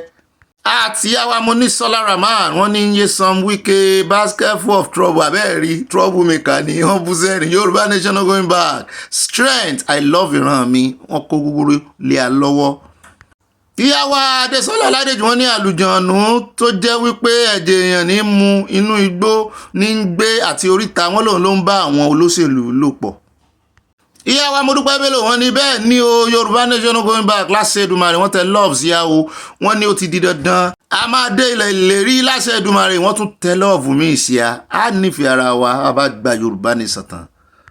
Èmi ò láàní ìjà o ṣùgbọ́n dá ká jà ká fèsì ara wa ju àwọn bàbá ìtàn jẹra wọn lẹ́sẹ̀ àwọn ò ní kọ́ ìwà burúkú lọ́wọ́ wọn. Bọ́mọdé bá láṣọ bí àgbà pẹ̀lẹ́ lákìsà bí àgbà àwọn aṣọ àgbà rádaràda tí wọ́n fi ń jẹra wọn lẹ́sẹ̀ àní gbàláàyè àní kó máa sọ tá a máa jogún lọ́wọ́ wọn. Bẹ́ẹ̀ náà ni ìyàwó Dorcas Jalo wọ́n ní brọ́dà mi Ọ̀gbẹ́ni Bobby àlàáfíà ní àwa o pírí lọ́lọ́gọ́ ń jí o wọ́n tẹ lọ́ọ̀fù sí a o lọ́ọ̀fù pírí nù adúpẹ́ o ẹ ṣeun o ẹ kú ìfẹ́ yóò dá fún mọ́ mi n ò ní wá yín tì o. Ìyàwó Amọ̀dínà Solomon wọ́n ní dollars àyà mo like you as a pronounce here dollars dollars. Ìyàwó Monisola Rahman wọ́n ní àwọn olóṣèlú Nàìjíríà yé wọ́n ti rún jígíjígí bí àwo tán gan gbogbo ìwà ló pé sí wọn lọ́wọ́ ìwà burúkú ẹ̀fí sí ó lè jìbìtì ìṣìnà ìpànìyàn àti ègbé àbí ìmùlẹ̀ burúkú ló pé sí wọn lọ́wọ́ Ọlọ́run máa dáná sun wọn. Bẹ́ẹ̀ ni o Yoruba Nation no going back I love ìran mi ìbùkún ní fún orílẹ̀-èdè Yorùbá àyà Bobby ìyẹ́kú iṣẹ́ jàre ẹsẹ̀ ìyá mi. At Oluyemisi Abegunde wọ́n ní a policeman killed 2 people and one is in critical condition is like an average person in Nigeria is psychologically imbalanced. Àwọn tí ó pọ̀ láàrin àwọn ọlọ́pàá. Prince Bello wọ́n ní nígbà tí Fubara tí ó kó àwọn ọmọ fighters tí wọ́n ní àwọn máa ju àdó olóró sí pipeline níbo ni gbogbo wọn wà. Ìyàwó Stella Odele wọ́n ní Ọ̀gbẹ́ni Bobby iṣẹ́ rí ẹni tí kò bá fi gbogbo ìròyìn tí ẹ̀ ń kà fún wa sí ọgbọ́n kò ní gbọ́n mọ́ ṣé lóòótọ́ ẹni tó lọ sí Nàìjíríà láti abroad ẹ jọ̀ọ́ ẹ rọra ṣe o kán lè padà láyọ̀ gbogbo àwọn tó bá lọ pàápàá jùlọ ti ràn mí àwọn tí ìran Yorùbá gbogbo yín lẹ lọ tẹ́ padà ẹ sì ní sanwó padà láyọ̀ àtàlàáfíà ni wọ́n ní gbayọ̀ yín lẹ̀ Nàìjíríà o torí àyùn lọ àyùn bọ̀ lọ́wọ́ ń yẹnu àyùn lọ àyùn bọ̀ lọ́wọ́ ń yẹnu eré Fádèyí olóró. Ìyàwó Juliet Ayẹni wọ́n ní he has more than this in Houston, Texas for the past 5 years. It's true I know the apartment.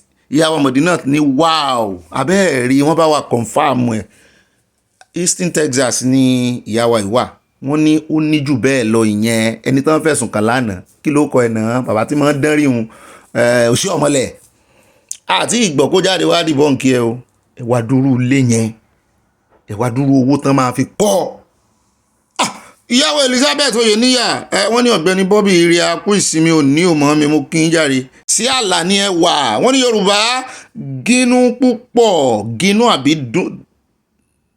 gínú púpọ̀ àbí wọ́n ganú ẹjẹ́ àlò bẹ́ẹ̀ kẹ́ni má ní ọ̀pọ̀lọpọ̀ àwọn Yorùbá owó tí UNICEF fún Nàìjíríà láàrin ara wọn náà ló wà o èmi ò gbọ́ pé wọ́n fún àwọn ènìyàn kankan lówó Yoruba Nation no going back wọ́n tẹ love sí her from Texas wọ́n kó gúgúrú Texas sí bẹ́ẹ̀ náà ni at ìyàwó Motilọ́lá Kọ́mọláfẹ́ wọ́n ní ọmọ T-Pain sọ pé àwọn àgbà yahoo ní gbogbo àwọn kàbá tí bàbá òun kó sí ìjọba ebi kìíní náà sọ bẹ́ẹ̀ lọ́jọ́ sí tán ń bú pé kó bẹ́ẹ̀ nù ẹ̀ dákẹ́ ṣùgbọ́n ayé yìí ní òpin rẹ̀ mọ́ o kò sí òfin kò sí ìdájọ́ Bobby ṣé o ò ní fún brọ́dà rẹ Olúwo ní suspension ni ẹjọ́ o ẹ̀fọ́lúwo lẹ́wẹ̀jọ́ wọn dá lára yá ń bẹ̀ o bẹ́ẹ̀ náà ni ìyá wa àárín adé wọn ní ẹ̀lò Mr. Bobby this grey-haired professor is being evasive twisting words instead of stating the truth directly níbo ni orílẹ̀-èdè yìí ń lọ báyìí o ẹ kú iṣẹ́ o wọ́n tẹ lọ́ọ̀fù sí àṣẹ rí nígbà tẹ́mi náà gbọ́ ọ̀rọ̀ lẹ́nu bàbá wa Wọlé Ṣóyínká lánàá wọ́n gbọ́nà ẹ̀bùrú sóòótọ́ ni wọ́n lọ straight wọ́n sàn wé ìbò yẹn wọ́n ń yí sọ̀tún yí sósì aṣáàdúpẹ́ pé òótọ́ náà ló pàpà jábọ́ èbúté òótọ́ náà gúnlẹ̀ sí ntán sọ tán tá a náà sọ náà sí pàpà sọ ṣùgbọ́n a ń láti fòye gbé ni ká tó gẹ̀ẹ́tì ntán sọ bàbá eléèbò. bẹ́ẹ̀ náà ni àtẹ̀mídìrẹ adéwùmí mọ́ mi ní ọ̀gbẹ́ni Bobby ẹ̀kú iṣẹ́ o wọ́n ní mo máa kọrin awí fún wọn tó àwọn ní ò gbà o kó ní kálukú gbà lú ẹ̀ lọ kì í ṣèjà o awí fún wọn tó àwọn ni ò gbà o kó ní kálukú gbà lú ẹ̀ lọ kì í ṣèjà o wọ́n ní soon Nigeria will become Rwanda if care is not taken Rwanda mọ̀ ti gẹ̀ẹ́tì ara wọn wọ́n mọ̀ ti ń ṣe dáadáa báyìí mo rọ gbogbo ọmọ ọkọ Yorùbá má ṣe bá bàbá ìmáàmù Yorùbá jà kí a bá lè rí ọ̀nà lọ ní kíá nítorí gbogbo ènìyàn kọ́ ló máa dé ilẹ̀ ìlérí náà o from San Antonio Texas wọ́n tẹ love ok n tẹ́ ń sọ ni wípé kán fi wọ́n lẹ̀ àbí kán mọ̀ bá ìrìn àjò tí wọ́n lọ ó dáa. mo jíṣẹ́ yìí o bẹ́ẹ̀ náà ni at Williams Adesina wọ́n ní you are very right not only in Natasha all the areas in Oke-Ogun in Oyo State are very rich in lithium ṣé lóòótọ́ namely Ìgbẹ́tì kì í sí Ìgbòho Ṣẹpẹtẹrí abájọ tán Fúlàní ṣe wọn ṣe fẹ́ fojú kó ń bẹ́ẹ̀ Ògbòrò and many areas in Oke-Ogun but Oyo State is aware of this nothing for the community this selfishness on the part of our people the only solution is Yoruba Nation ó dáa àti kàjú 5 lines lọ ẹ mọ́ bínú first time mi tẹ́ máa kọ́mẹ́ǹtì rè 5 lines la mọ́ fààyè ẹ̀ lẹ́sùgbọ́n ọ̀rọ̀ yín yẹn nǹkan kí ẹsẹ̀ ràgò ń bẹ̀ àti mú point ibẹ̀ náà jáde ṣé rí wọ́n fi ìyà jẹ ọmọ Nàìjíríà ìkànnà àwọn company tí wọ́n ń wakùsà ń bẹ̀ tó ní ojúlówó oníkùsà làwọn ìgbà tó dárúkọ pé àwọn Fúlàní àwọn pé àwọn stakeholders àwọn Fúlàní mo nílẹ̀ Yorùbá Fúlàní ń jẹ́ stakeholder níbi tí wọn àlùmọ́nì wà nínú ilẹ̀ wa ló wà o nǹkan ti ṣe wọ́n lápá abẹ́hùn ìjọba nǹkan ṣe yín lọ́yọ̀ọ́. at Christiana Tolúwalàṣẹ wọ́n ní ọ̀gbẹ́ni Bobby ẹ̀yìn àti àyà tilẹ̀ ń try gan o ẹ kú iṣẹ́ o wọ́n tẹ lọ́ọ̀bù sí a o ẹ ṣeun wọ́n bú sẹ́rìn yọ̀ọ̀dà fún ìyá wa àní wáìntì. at Guy Akinusuti wọ́n ní ọ̀gbẹ́ni Bobby you know the reason why the young ladies of nowadays looking for guys that have money is because of the Nigeria situation no lady want to marry and suffer. àwọn ọkùnrin náà ti gbọ́n ọkùnrin mélòó ló wá fẹ́ marry bùkátà wọn nísìn kò sẹ́ni tó fẹ́ gbé liability ńlẹ̀ bọ́kùn bóbìnrin ṣe ń sá lọkùnrin náà ń sá. at Olúyọ̀mí Àbúkànmá wọ́n ní ọ̀gbẹ́ni Bobby ẹ̀kú iṣẹ́ takuntakun ẹ má bínú o tí n bá porúkọ yín dáadáa o bó ṣe ń lọ ní Nàìjíríà kò yé wa mọ́ báyìí o state of emergency wá di tọ́rọ́ fọkànlé báyìí kò yé mi ìjọba yìí ò ṣe dáadáa rárá àwọn tí Fúlàní ológun Fúlàní wà wọn ò pè fún state of emergency bẹ́ẹ̀ abẹ́ẹ̀rí. Sowore tí ẹ sọ lánàá ó ní gbogbo Nàìjíríà ló yẹ kán fún ní state of emergency ó nítorí gbogbo wọn ní nǹkan ṣe kì í ṣe Rivers nìkan. at Ọmọlẹ́wà Adésọlá mọ́ mi ní àwa ọ̀gbẹ́ni Bobby Mujẹyin ìbàlẹ̀ jẹ́lẹ̀ ní ìbá ọkọ̀ àwọn senior girls ẹ kú iṣẹ́ takuntakun o ní agbára Ọlọ́run Nàìjíríà kò ní ṣẹlẹ̀ sí wa wá mí o wọ́n tẹ lọ́ọ̀vù wọ́n sì kó gúgúrú lé lórí yọ̀ọ̀dà fún ìyá wa o ìyàwó Ọmọlẹ́wà bẹ́ẹ̀ náà ni at forbit wọ́n ní Ọ̀gbẹ́ni Bobby ẹ kú ọjọ́ ìsinmi òní òbí náà kí n bá mi o òsì ọmọlẹ̀ fi owó ẹ lóra estate làmẹ́ nǹkan dé o nígbà wo ni Yorùbá Nation yóò wà mo ní kínkín ní o Fob from London yóò dáa fún bàbá mi ìlú ọba náà wà. Atramat Títílayọ̀ ìyáwá ní ẹ̀ka lẹ́ o ibà òpàpà paradà sí àlàáfíà ní àyáwá o adẹ̀kú ìsinmi òní adẹ̀kú ọ̀sẹ̀ tuntun ọ̀sẹ̀ yá san wá sí àlàáfíà àti àìkú tí ń ṣe baálé ọ̀rọ̀ àmì owó náà ó wà ń bẹ àti ọlá wọn kó gúgúrú lé alọ́ wọn ní a máa fi sọ̀rọ̀ àjìjà nínú ọ̀sẹ̀ yìí. bá mi fọlọ́run sọ́ta nímọ̀lá kò sẹ́dá kànṣẹ́ Ọ̀gbẹ́ni Bobby ẹ kú iṣẹ́ ọpọlọ ọ̀rọ̀ ìmáàmù Ìlọrin tó lọ́ọ́ fi jẹ́ national leader Yorùbá leader àwọn ọ̀dàlẹ̀ àwọn tó bá kú Olúwa yóò tú àṣírí wọn àṣẹ wá. Àtàbímbọ́lá Àgbájé wọn ní ẹ kú iṣẹ́ o Ọ̀gbẹ́ni B ẹbí àwọn ènìyàn léèrè wípé ta ni Ọlọ́run tí ó ń bọ̀ láti pàtí tí ó sì lọ sí studio tí ó lọ ṣe rẹ́kọ́ọ̀dù jáde 1970 to 1983. ìyáwá Victoria Bàdéjọ wọ́n ní a kú àsìkò yìí o ìbá ìfẹsowápọ̀ o ẹ jẹ́ kí àwa náà múra láti kọ́ ẹ́stéètì tiwa o ọ̀rọ̀ àwọn olóṣèlú ìsúnmi o àfi sùúrù kí Ọlọ́run pín gbogbo wa lérè Yorùbá Nation no going back wọ́n tẹ love rẹpẹtẹ sí a wọ́n ṣàdúrà sí láàrin. At Minanoya wọ́n ní ẹ̀ka alẹ́ my brother ìbàlẹ̀ jẹ́lì wa from Libya Benghazi Yorùbá Nation no going back love you here wọ́n tẹ love sí a láti Benghazi àwa náà tẹ love padà sí yan ìfẹ́ iná ìfẹ́ ràn. bẹ́ẹ̀ náà ni àtìmọ́tìlọ́lá kọ́mọláfẹ́ ìyá mi ní ẹkú ìsinmi òní o orí ọkùnrin yìí ò pé o ọmọ tí ń pè ní ṣé ó ní kí wọ́n jẹ́ kí ó ṣe táàmù kan sí ẹ̀ṣẹ̀ṣẹ̀ bẹ̀rẹ̀ ní o ṣe bí ìpolongo ìdìbò 2027 ti bẹ̀rẹ̀ wọ́n fún yín ní abọ́ ráìsì kan ìjìyà ọdún 8 orí ọ̀kẹ́rẹ́ kòkó láwo wá wí fún ọmọ ẹni agbọ́ràn ẹ̀yin ọmọ ọkọ Yorùbá ẹ jẹ́ kí á lọ kò sí suspension o Bobby ó ti sọ pé a fi wọ́n pa wẹ̀ẹ́dẹ́ bẹ́ẹ̀ ni ìyá mi sísìn wàrí àtṣọ́ládé wọ́n ní àwọn ọmọ àlè tó wà láàrin wọn ló dájà sílẹ̀ ìyẹn nílòbó àti ìfọ́n abẹ́ ẹ̀gbọ́n tán ló ṣẹlẹ̀ ń bẹ́ẹ̀ ní ìsìn wọ́n láwọn àmì yẹn wá ń ṣe wọ́n léṣe wọ́n ń ṣe wọ́n bọ́sẹ̀ ṣe ń sojú àwọn wo wá láàmì sọmọ Yorùbá lè wá sọmọ Yorùbá bọ́sẹ̀ ṣe ń sojú wọn ní ẹ wá dá àlàáfíà padà síbì kan ẹ̀yin gan lẹ wá lọ ń dabẹ̀ ẹ̀rù sẹ́yìn ṣe ọwọ́ àwọn Fúlàní sá inú ń bí wọn lágbàtà àti láàfẹ́ sàríà bẹ́ẹ̀ náà ni bàbá mi Kẹ́hìndé wọ́n ní Bobby estate yìí nìkan kọ́ ló ní níbí yìí ní Easton ó sì tún kú bẹ́ẹ̀ ni èèyàn kan náà sọ bẹ́ẹ̀ ẹ rántí wípé òṣìṣẹ́ ọmọlẹ̀ ti ṣe chairman Labour Congress rí ó lé gbogbo wọn ó tún ní òmíràn ní bíi ó yàtọ̀ sí eléyìí tí ẹ rí yìí o allegedly ní o yọ̀ọ̀dà fún ibẹ̀ sí fi allegedly sí ṣùgbọ́n ìyá wa kan náà wọ́n ti kọ́kọ́ sọ ń wájú wọn ló ní mi mo ní Ọlọ́run ọba àwọn kan sì ń pariwo tẹ̀lé wọn lẹ́yìn àwọn kan ń pariwo tẹ̀lé wọn lẹ́yìn ó ní bàbá àṣàlẹ̀lẹ̀ tó báyìí o àwọn ọmọ Nàìjíríà láìkí àwọn aninilára wọn. bẹ́ẹ̀ náà ni àtìbọ́lá jókòó fátilé wọ́n ní Mr Bobby wa tòótọ́ mò ń dá yín lò mọ́ mi wọ́n ní ibà sàn láàrin ajé ní mú ní pẹ́kọ̀rọ̀ ṣé bí ẹ̀yin gan sọ wípé kì í ṣe gbogbo nǹkan ló yẹ ká máa gbé wá sórí afẹ́fẹ́ kí ni kí á ti pe ọ̀rọ̀ Dúpẹ́jà Ìsinmi àti àbúrò rẹ̀ yìí o abẹ́ẹ̀rí ó tún wá jẹ́ family matter náà gbé wá sórí afẹ́fẹ́ Ọlọ́run á kó gbogbo wa mọ̀ ọ́ ṣe o Mr Bobby ò ní rógun ìdíwọ́ àti ìdènà láti ọwọ́ ayé àṣẹ wá ẹ̀yin abiyamọ ṣé ẹ ti bá ń kórọ̀ sí ẹ̀ ó ti wọlé àṣẹ. kò sẹ́ni tí ó rogun òde wá ti dènà sí ojú ọ̀nà ayọ̀ àti ojú ọ̀nà òmìnira nu gbogbo wa wọ́n ní ẹkú sẹ́wọ́ wọ́n tẹ lọ́ọ̀fù sí a o at Meg ọlá wọ́n ní ẹkú ìsinmi òní o gbogbo ilé Ọ̀gbẹ́ni Bobby tí a kú iṣẹ́ ìròyìn gbàǹkọ́gbì wọ̀nyí o kò ní rẹ̀yìn láṣẹ Ìdùmarè àmì o kò ní rẹ̀ kankan nù wa pírí lọ́lọ́gbó ń jí gẹ́gẹ́ bí ọ̀rọ̀ ìyá mi Dorcas Jalo láti Netherlands.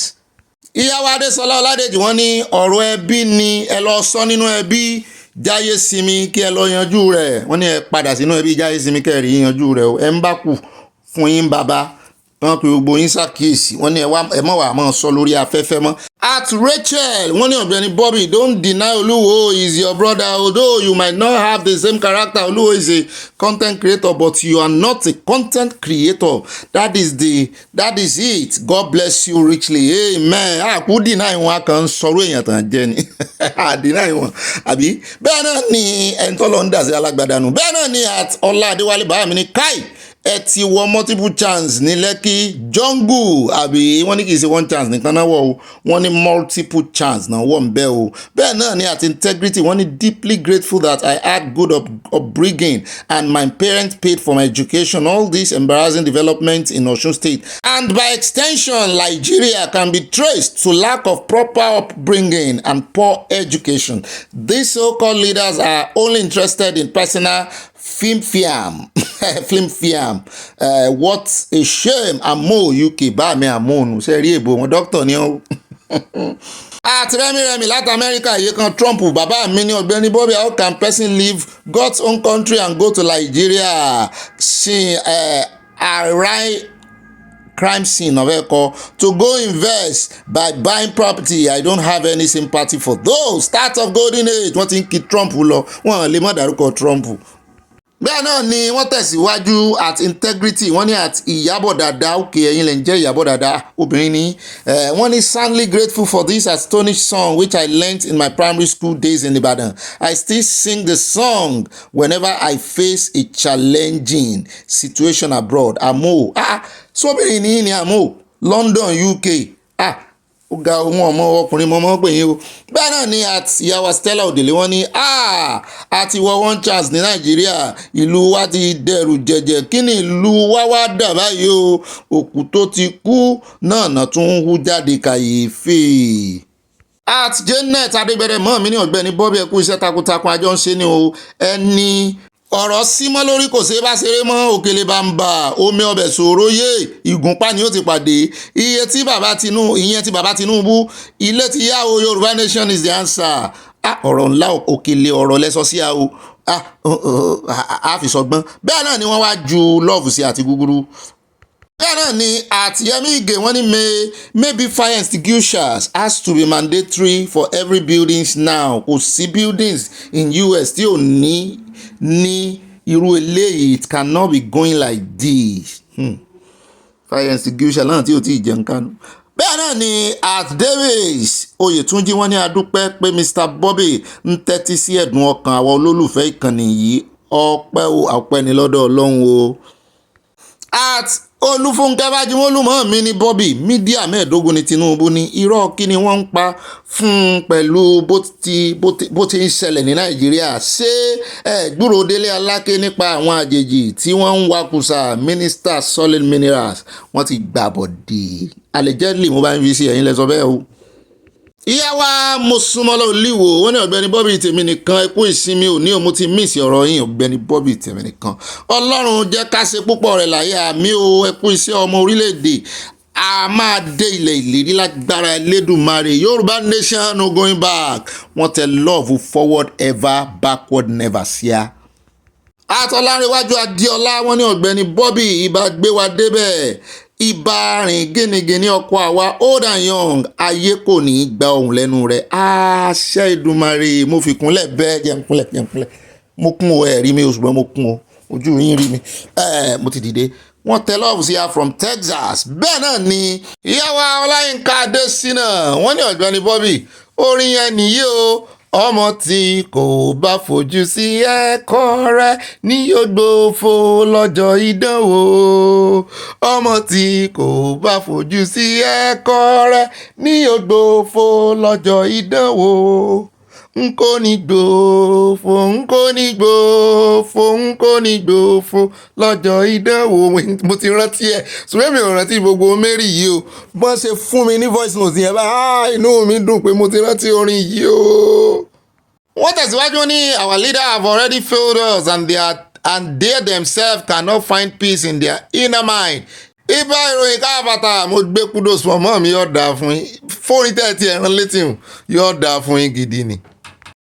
Ó dáa ká káàbọ̀ padà ó ṣe dáadáa ni ẹ wá nǹkan jókòó lé ẹ wá nǹkan fìdílé báyìí ẹ bá pín kó kálé kó kákó bẹ́ẹ̀ náà ni kẹ́ ẹ mọ́ bá fi tọ́tọ́ rí àwọn olólùfẹ́ yín kọ́mẹ́ǹtì yín náà ṣe kókó ẹ wá nǹkan kẹ́ ẹ mọ́ fi panu kẹ́ ẹ mọ́ fi sọ̀rọ̀ àjìjà bó ṣe tíì bó ṣe olówó ń fa kànga lifting tea ẹ wá ṣúgà díẹ̀ sí kẹ́ ẹ fi lemon sí kẹ́ ẹ mọ́ fi sọ̀rọ̀ àjìjà ẹ lè fi búrẹ́dì kẹ́ ẹ mọ́ fi lò kẹ́ ẹ mọ́ bó sì sómi mo rántí ìgbà tá a mọ́ fi omi jẹ búrẹ́dì tí ò bá ti sí nǹkan kan lọ́wọ́ àwọn òbí wa á ra búrẹ́dì gbóná wọ́n á bomi sí á wà mọ́ fi kan omi àdúpẹ́ lọ́wọ́ ọlọ́run àwa náà rí ó dá owó yẹn láwẹ̀ ẹ̀mí ó kẹ́yìn oṣù fún gbogbo wa o alákọ̀ọ́kọ́ náà àwọn àkójọpọ̀ ròyìn wa lónìí ibi tá a ti máa fẹ́ lójú òun náà ní ti ọ̀rọ̀ ẹgbẹ́ agbẹjọ́rò NBA àtàwọn adájọ́ ìkànnù wọn tó jẹ́ ọ̀gá wọn president wọn ló ganu sí máìkì ọ̀rọ̀ ti fẹ́ bẹ́yìn yọba fún ààrẹ Tinubu torí wọn làwọn ò ní mú kékeré ìgbìmọ̀ ẹgbẹ́ àwọn agbẹjọ́rò àti adájọ́ ní kí àwọn tí wọ́n ń wí kiri pé òfin state of emergency ò lè ṣe é yípadà pé kán gbẹ́nu wọn dákẹ́ pé ó lè ṣe é yípadà pé kí lófin wà nílẹ̀ fún pé àwọn gangan ní amòfin pé ọ̀nà méjì ní Fubara lè fi padà nítorí ìgbésẹ̀ ààrẹ Tinubu mẹ́hẹ sí òfin Nàìjíríà ó ní ọ̀nà àkọ́kọ́ ni kí ààrẹ Tinubu tètè realize pé mistake làwọn ṣe kán sì ṣe kíni kán ṣàtúnṣe òyìnbó tó ṣe pẹ́ńsù ló sì rí sá ọwọ́ wọn ni pẹ́ńsù wà fáwọn náà kọ ìkọ̀ púpọ̀ emergency ní kíní pé kán rè parẹ́ ẹlẹ́ẹ̀kejì ni pé àwọn ò lọ ilé ẹjọ́ àwọn sì náà máa bá ilé ẹjọ́ ọ̀rọ̀ tán ní kí bàbá mọ̀ gbọ́ bàbá náà ni ó parí ẹ̀ o pọ́n àwọn náà máa bá ilé ẹjọ́ pé kò sí bọ́n ṣe fẹ́ di ilé ẹjọ́ mú kan láwọn justice kan ní gbogbo ẹ̀ n tó fi sọ làwọn ò ṣe o ẹ bá tẹ̀sí lábẹ́rẹ́ já gbọ́rọ̀ lẹ́nu rẹ̀. President's own legacy as a Democrat, people of goodwill must all be loud and clear that we did not sign up for an elected dictatorship. People that love the president owe it to tell him softly, softly. I mean, I'll take them in segments. For us, first of all, the grounds for the declaration of a state of emergency in Rivers State were not in existence as at the time the president made the declaration. It is our view that the facts as presented did not justify a declaration of state of emergency. They did not meet the threshold or the facts and circumstances enumerated under Section 3(5) subsection 2. Now, the next segment is whether, assuming that as lawyers say, without conceding that the president was right in declaring a state of emergency, was he right in suspending the governor and his deputy as well as the House of Assembly? We also went on to say, and still insist, that that declaration too was unconstitutional. Because Section 11(4) of the Constitution makes it clear that declaration of a state of emergency does not extend to power of the National Assembly to remove a governor. Now, if you know that under Section 305 subsection 5, the declaration by the president does not really become law until it is ratified by a resolution of the National Assembly. So you understand in what context Section 11(4) of the Constitution says that provided that the National Assembly does not have the power to remove the governor and his deputy. Now, the substance of this is, what is a state of emergency? State of emergency is merely a declaration that allows the government to take extra measures to deal with the situation, either war, breakdown, law of order, or any of the things enumerated in Section 305(2). So it could be abridgment of the fundamental rights of the people. It could lead to maybe government taking possession of people's homes or doing things that would ordinarily have been unconstitutional, but for the existence of a state of emergency. It does not extend to the dismantling of democratic structures in a state where a state of emergency has been declared. And it was on that basis that we also posited that if the act of the declaration itself was unconstitutional, that the ratification of the same by both chambers of the National Assembly cannot cure the defect. And if you go into it further, the Constitution has stated that the National Assembly, both chambers of the National Assembly shall by 2/3 majority ratify it. It means that for you to ensure that the constitutional provision has been adhered to, you must indicate the number of persons who attended the sittings and the number of persons who voted for against or who abstained from voting. So you can't cure that by a voice vote. So a voice vote falls short of the constitutional requirement because by a voice vote, you're unable to know whether you have met the constitutional threshold for ratification.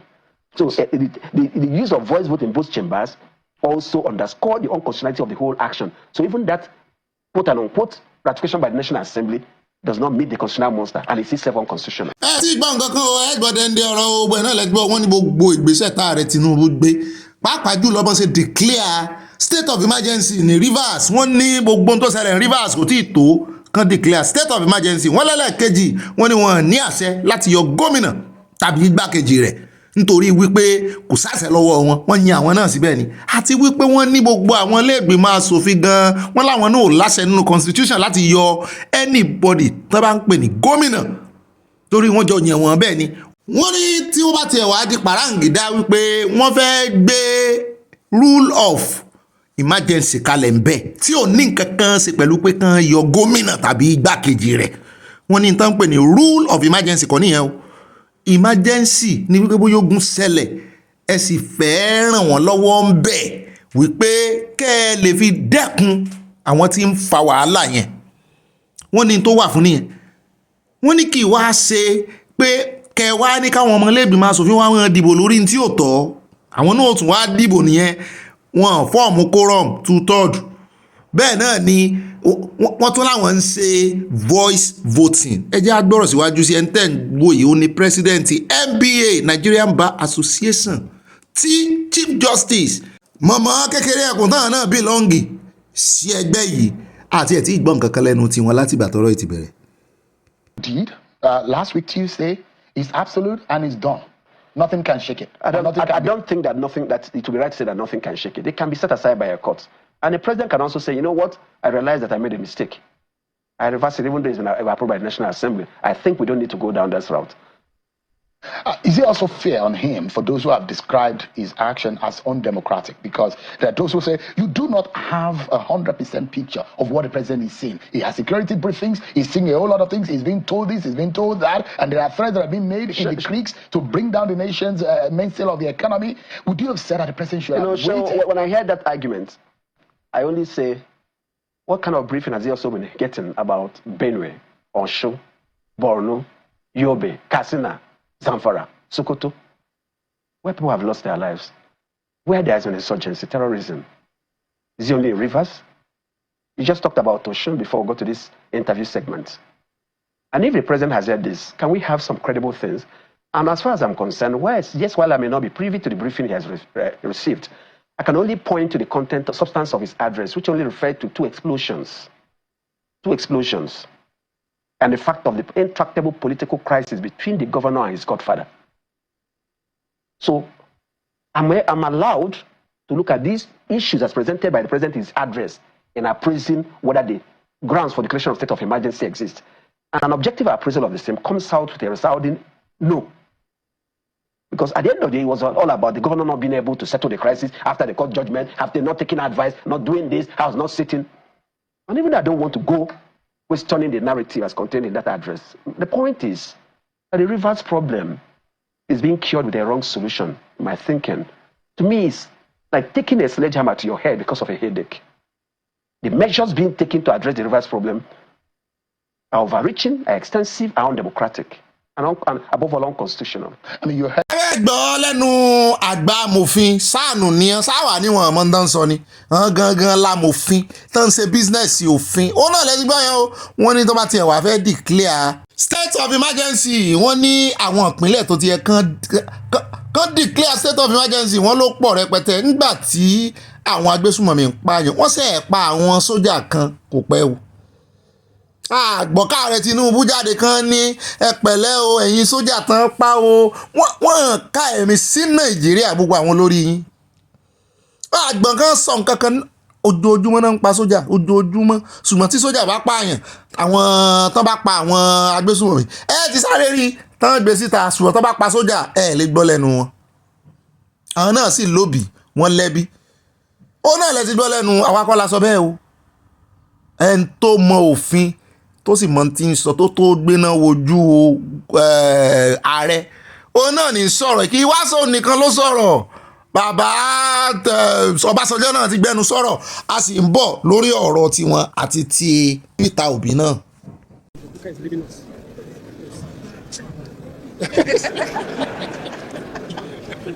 I'm going to offer you mine, Your Excellency. Welcome, sir. I better take yours. Ṣé ẹ rí bàbá àwàdà pọ̀ bàbá ọ̀fẹ́ mọ̀ pé ọjọ́ ti lọ lórí àwọn wọn tó sáré jọ àwàdà sí ẹjẹ́ àgbọ̀n tó fẹ́ sọ wọ́n sọ ọ̀rọ̀ dáálẹ̀ lórí ọ̀rọ̀ bá ààrẹ Tinubu ṣe ń gbé ìgbésẹ̀ bíi ààrẹ ológun. Democracy has now become representative democracy. And representative democracy has not taken care of everybody. Today we have democracy, which is government of the people, of small number of people, by small number of people. over large number of people who are deprived of what they need to have in life. Now, that is not democracy that will endure. So if you are talking of democracy failing in Africa, democracy in Africa has failed. And why has it failed? Because it didn't have any, in context and in content, it's not African. It does not have any aspect of our culture, our way of life, what we stand for, what we believe, Ubuntu. I am because we are. It is, I am because I can grab. What sort of democracy brings you and you grab everything and then illegally, corruptly, and you say go to court? When you know that even in the court, you cannot get justice. So if democracy is not that democracy is failing, democracy is dying. And if we are going to make democracy not to die, we have to look at democracy in the context and in the content of Africa. I hope that we will get to that stage so that democracy, which will deliver, will be the democracy that we will have in Africa. Thank you. Kojú bá náà lọ bàbá rọra ṣe ń ṣókí ṣùgbọ́n nǹkan kẹsẹ̀ ràgò ọ̀rọ̀ pọ̀ ń bẹ wọ́n dọ́gbọ́n sọ̀rọ̀ bó tẹ̀yẹ pé wọ́n dárúkọ ṣùgbọ́n wọ́n ní democracy tàn practice wọ́n ń grab ni. ní báyìí ẹ jẹ́ á gbọ́ látẹnu Òbí náà dọ́gbọ́n sọ̀rọ̀ pàápàá jùlọ fún ní tó ṣẹlẹ̀ ní Rivers wípé kò jẹ́ kí wọ́n release allocation rárá. When he said about 1999, if you look at where we are today, it's like they started in 1999. Laid the foundation. Some people came and took it to decking, and some people were trying to raise it to first floor, and some people came and knocked everything down. That's the situation where we are now. Everything has been knocked down. Nothing works. And I'm somebody who can say this exemplarily. I became a governor through the courts when President Obasanjo and Atiku were governors. I did not pay the court one error. I was sitting in my house in the office, and the court declared me winner when the governor is not student. The guy happened in Nigeria today. When I was being impeached, the president sent people to come and intervene on my behalf. Ken Naman came begging house people not to impeach me. Today, the president impeaches the person. So that is the thing that collapse. They were begging my house not to impeach me. And they were PDP. I was in Africa. And they were begging. President was calling me and said, Peter, are you okay? Even when I was impeached, President Obasanjo called me and said, are you okay? Are you safe? When I go back from the court, when court eventually declared me under Anjuba, President Yaradua called my phone in London and said, congrats. I said, President, I can't come back because, if I come back, these people, he said, tell me the flight in which you're coming back. And I told him, when I came in the first time, military people came to receive me at the airport. I couldn't believe it. I took it straight to him. Now the president will ask me not to come back here again. So it's insane. Let's not talk about it. Let's talk about how you are going to do it. It's collapsing. You cannot have a minority person sitting in government with everything, chasing everybody out, destroying everything. We must change it and have proportional representation so that they give us the everything. That's how it works. And when we do that, go and see it in Indonesia. In Indonesia, the president's party is not the leading party in the parliament. Ó dá o ẹ káàbọ̀ padà ẹ jẹ́ wá sáré dé ọ̀dọ̀ Sunday Jackson. Ó tú pẹ̀rẹ́pẹ̀rẹ́ ọ̀rọ̀ ìyẹn òyìnbó àti àwọn tí wọ́n rí sí ẹjọ́ Sunday Jackson tí wọ́n sọ wípé Fúlàní fẹ́ lọ pa lóko tó yarí tó náà jà fitafita tó gba àdá tí Fúlàní fẹ́ fi pa tó fi pa Fúlàní ó dìfẹ́ǹdì ààrẹ ṣùgbọ́n ilé ẹjọ́ Supreme dá lẹ́jọ́ ó kan àwọn èèyàn lóminú ó ṣe wá ń kàyéfì ṣùgbọ́n ọ̀rọ̀ ó ti fẹ́ mọ́ lójútùú ẹni kí n ṣe àwò àbí ká kọ́kọ́ gbọ́rọ̀ lẹ́nu ẹ jẹ́ àkọ́kọ́ gbọ́rọ̀ lẹ́nu wọn náà á wà á tu fẹ́lẹ́fẹ́lẹ́ kẹ́ ẹ mọ ibi tí ọ̀rọ̀ fẹ́ gbà yọ mo fẹ́ fi ṣe suspense fún yín.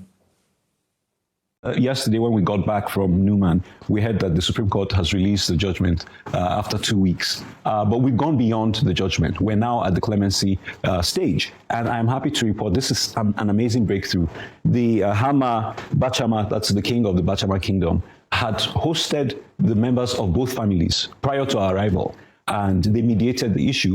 And the father of Jackson's attacker, a gentleman named Adro Bawuro, said not only was he not aware of the case, that his son's killer, so to speak, was tried, but that he doesn't support his execution. And they literally presented to us there a letter he had already signed before we arrived to the governor, asking for his pardon, not even clemency, outright pardon. And so we saw the letter, we edited it because there was an error. It's a death sentence, not a life sentence. And he signed it right in front of us. And I'm happy to report that yesterday in Yola, we delivered the letter to the governor of Adamawa State. So we went from Abuja to Yola and then to the Adamawa State Prison there in Yola. And the warden allowed us to see Sunday Jackson. And we heard the story of what happened from his own lips. And then we had the opportunity to minister to him and to pray for him. And then fast forward, as you just read, there have been some incredible developments in this entire case, not only over the last 2 weeks through our over now 40 media interviews, both print and TV and radio. We have increased the awareness of this innocent man, Sunday Jackson, who was defending himself and his farm. That's what he was doing. It's clear. Ẹ má jẹ́ àwé àtúnwé asán máa kú oríire lórí ọ̀rọ̀ Sunday Jackson. Wọ́n máa tú Ọ̀gbẹ́ni ilẹ̀. Ẹgbọ́n tí arákùnrin ti ọmọ Nàìjíríà kọ́kọ́ sọ. Ó ní nígbà táwọn ò fi débẹ̀. Wọ́n ti pe àjọ tó nírònú, wọ́n ti pe mítìnì ìpàdé ọlọ́mọlú. Báwa náà ṣe máa ń pè ń bí wípé ẹ wá. Báyìí kàṣà báyìí kàwòdì ẹni kí ìsapààyàn. Wọ́n ní funny enough, fortunately enough jàre, wọ́n ní bàbá Fúlàní yẹn náà wà ń bẹ̀. Bàbá bá káwọ́ sókè wípé òun ò tiẹ̀ mọ̀ pé adájọ́ kú fún ẹni, òun tiẹ̀ rò pé bóyá life sentence ni wọ́n ń sọ. Wípé òun ò tiẹ̀ mọ̀ pé gbé lọ lé ẹjọ́ rárá. Wọ́n ní nígbà wọn ò fi débẹ̀ níwájú gómìnà Jigawa náà wọ́n ti kọ lẹ́tà dání pé àwọn ò ṣẹjọ́ mọ́, pé àwọn ò ṣẹjọ́, pé ìdí tí ọ̀nà tí gómìnà Jigawa tó lè fi dá arákùnrin lẹ́nu, wọ́n ní kì í tiẹ̀ sọ̀rọ̀ Clemency báyìí, wọ́n ní pardon ni wọ́n fẹ́ ṣe fún. Wọ́n ní tí gómìnà sì béèrè fún un pé bẹ́ẹ̀ bá lè rí bàbá rẹ̀ àbí ìyá rẹ̀ abẹ́ni tó kù fún gẹ́gẹ́ bí ẹbí tán sọ wípé àwọn ò lọ́wọ́ nú ẹjọ́, àbí bó náà ṣe wá gbé ẹjọ́ lọ, àwọn abániwọ́ràn bá ò rí dá, kò sì ní yẹ̀ lẹ́yìn àwọn ẹgbẹ́ àwọn Fúlàní.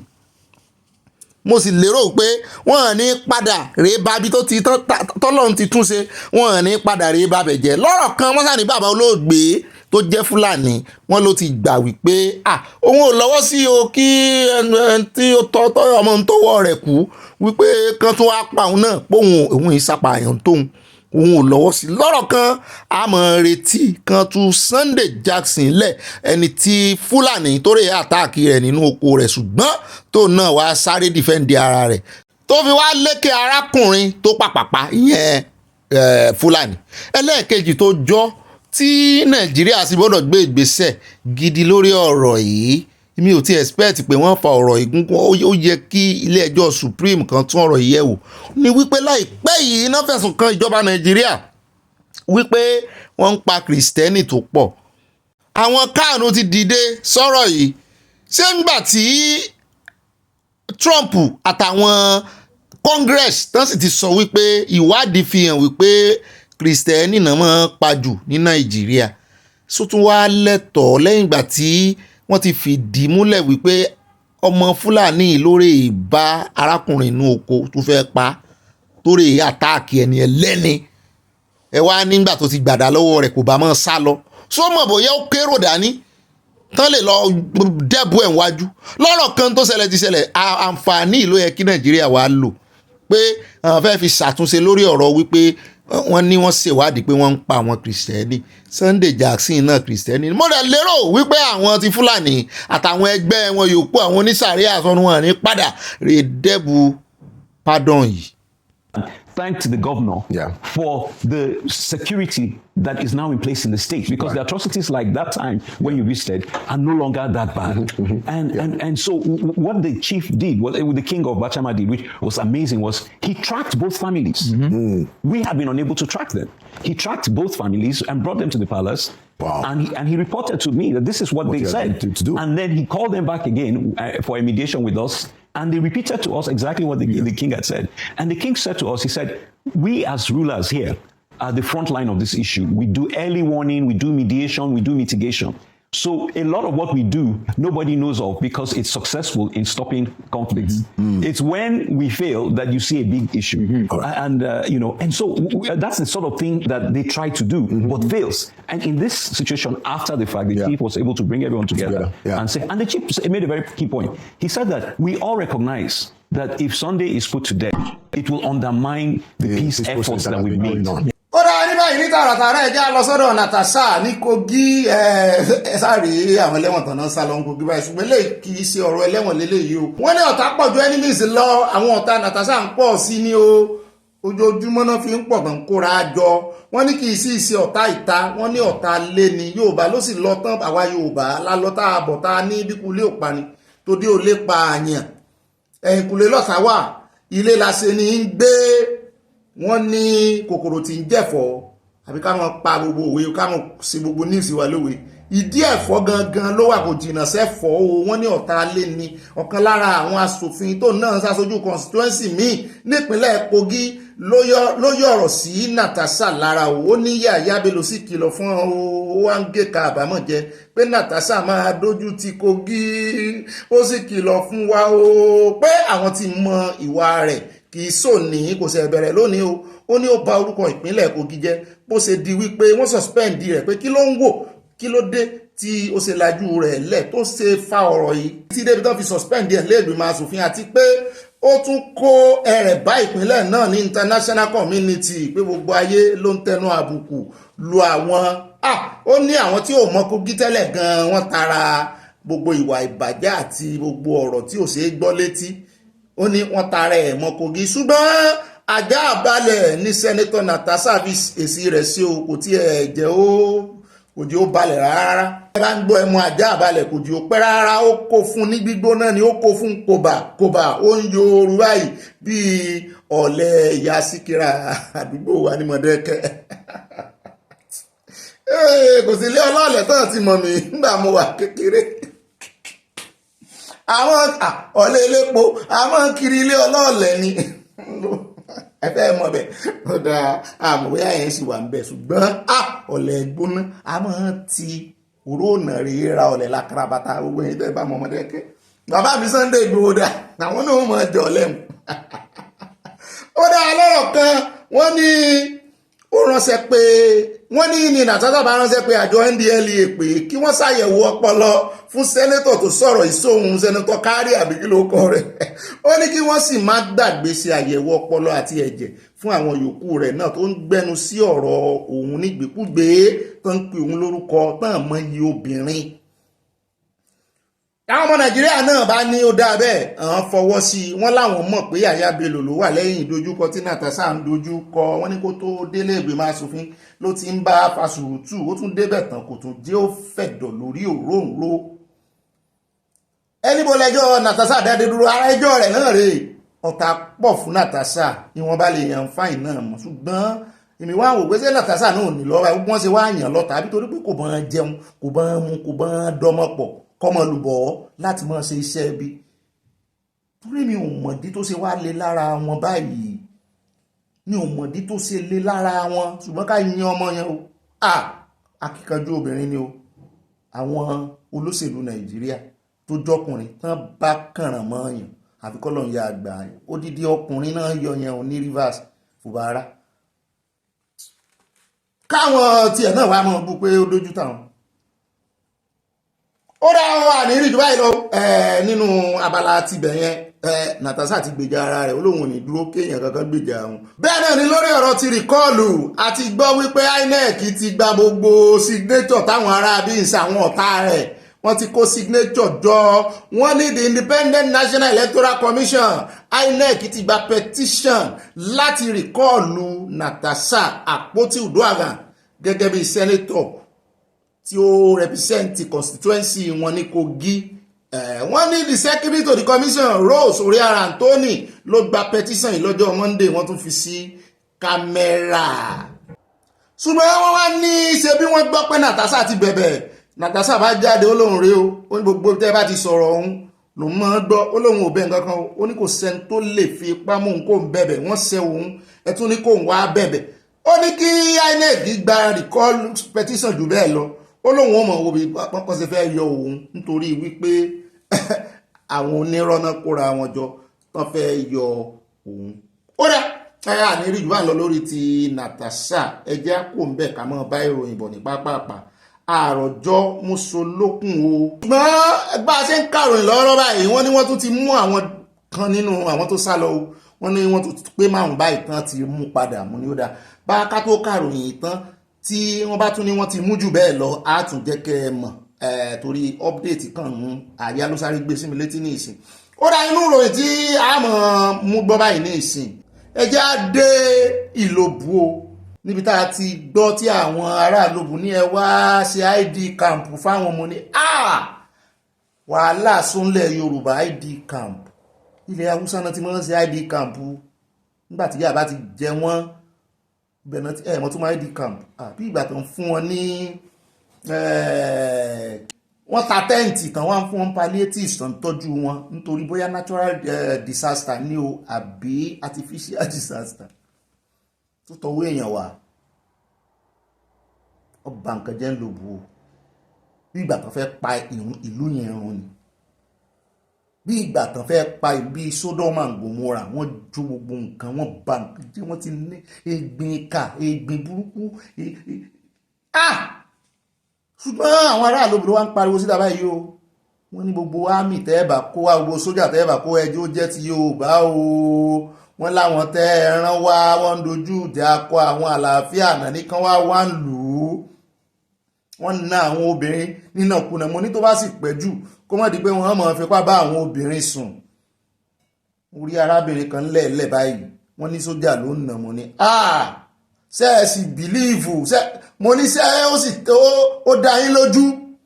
Wọ́n sàní lọ́rọ̀ kan wọ́n ti ń pè wípé kí àwọn sójà Yorùbá táwọn jọ gbédè ara àwọn ẹ mọ́ kó àwọn ámì táwọn ògbédè wọn wà mọ́ níṣẹ́ yìí ṣe Fúlàní náà kó wá ẹjẹ́ àti bí ìṣáná kíyèsí oògùn o àìpẹ́ yìí là ń pariwo kó má jẹ́ wípé àwọn gòdògòdò ìfẹ́ gbàbọ̀dè wọ́n sì ń sọ wọ́n láwọn politician náà wọ́n lọ́wọ́ wọn wà ń bẹ ìjò wọn lọ́wọ́ nu kó má jẹ́ ibi sàríà yẹn lọ́kàn tèmi kọ́kọ́ lọ n ò sọ pé bẹ́ẹ̀ lórí o ṣùgbọ́n bí sàríà mi tó bá jó òótọ́ ni ọ̀gá ológun Yorùbá sì níyìn o bó ti ẹ̀jẹ̀ pé gbogbo ọ̀gá ológun kọ́ ni Yorùbá onídìfẹ́ǹsì wà ń bẹ tí ọ̀gá ológun ámì wà ń bẹ ṣùgbọ́n tí ámì Yorùbá níyìn o ẹ sì mọ̀ pé ọ̀gá ológun tó gbẹ́sẹ̀ kò yẹ kẹ́ ẹ máa wo Ìlòbù ń ràn o kò sì yẹ kẹ́ ẹ tún máa fìtínà àwọn ọ̀gá ológun tó gbẹ́sẹ̀ lánàá ọmọ Ìlòbù ni o lágbájá tó kú sórí ọmọ Ìlòbù ni o kò yẹ kẹ́ ẹ wá máa wo ìlú rẹ̀ ń ràn kán máa fìyà jẹ báyìí o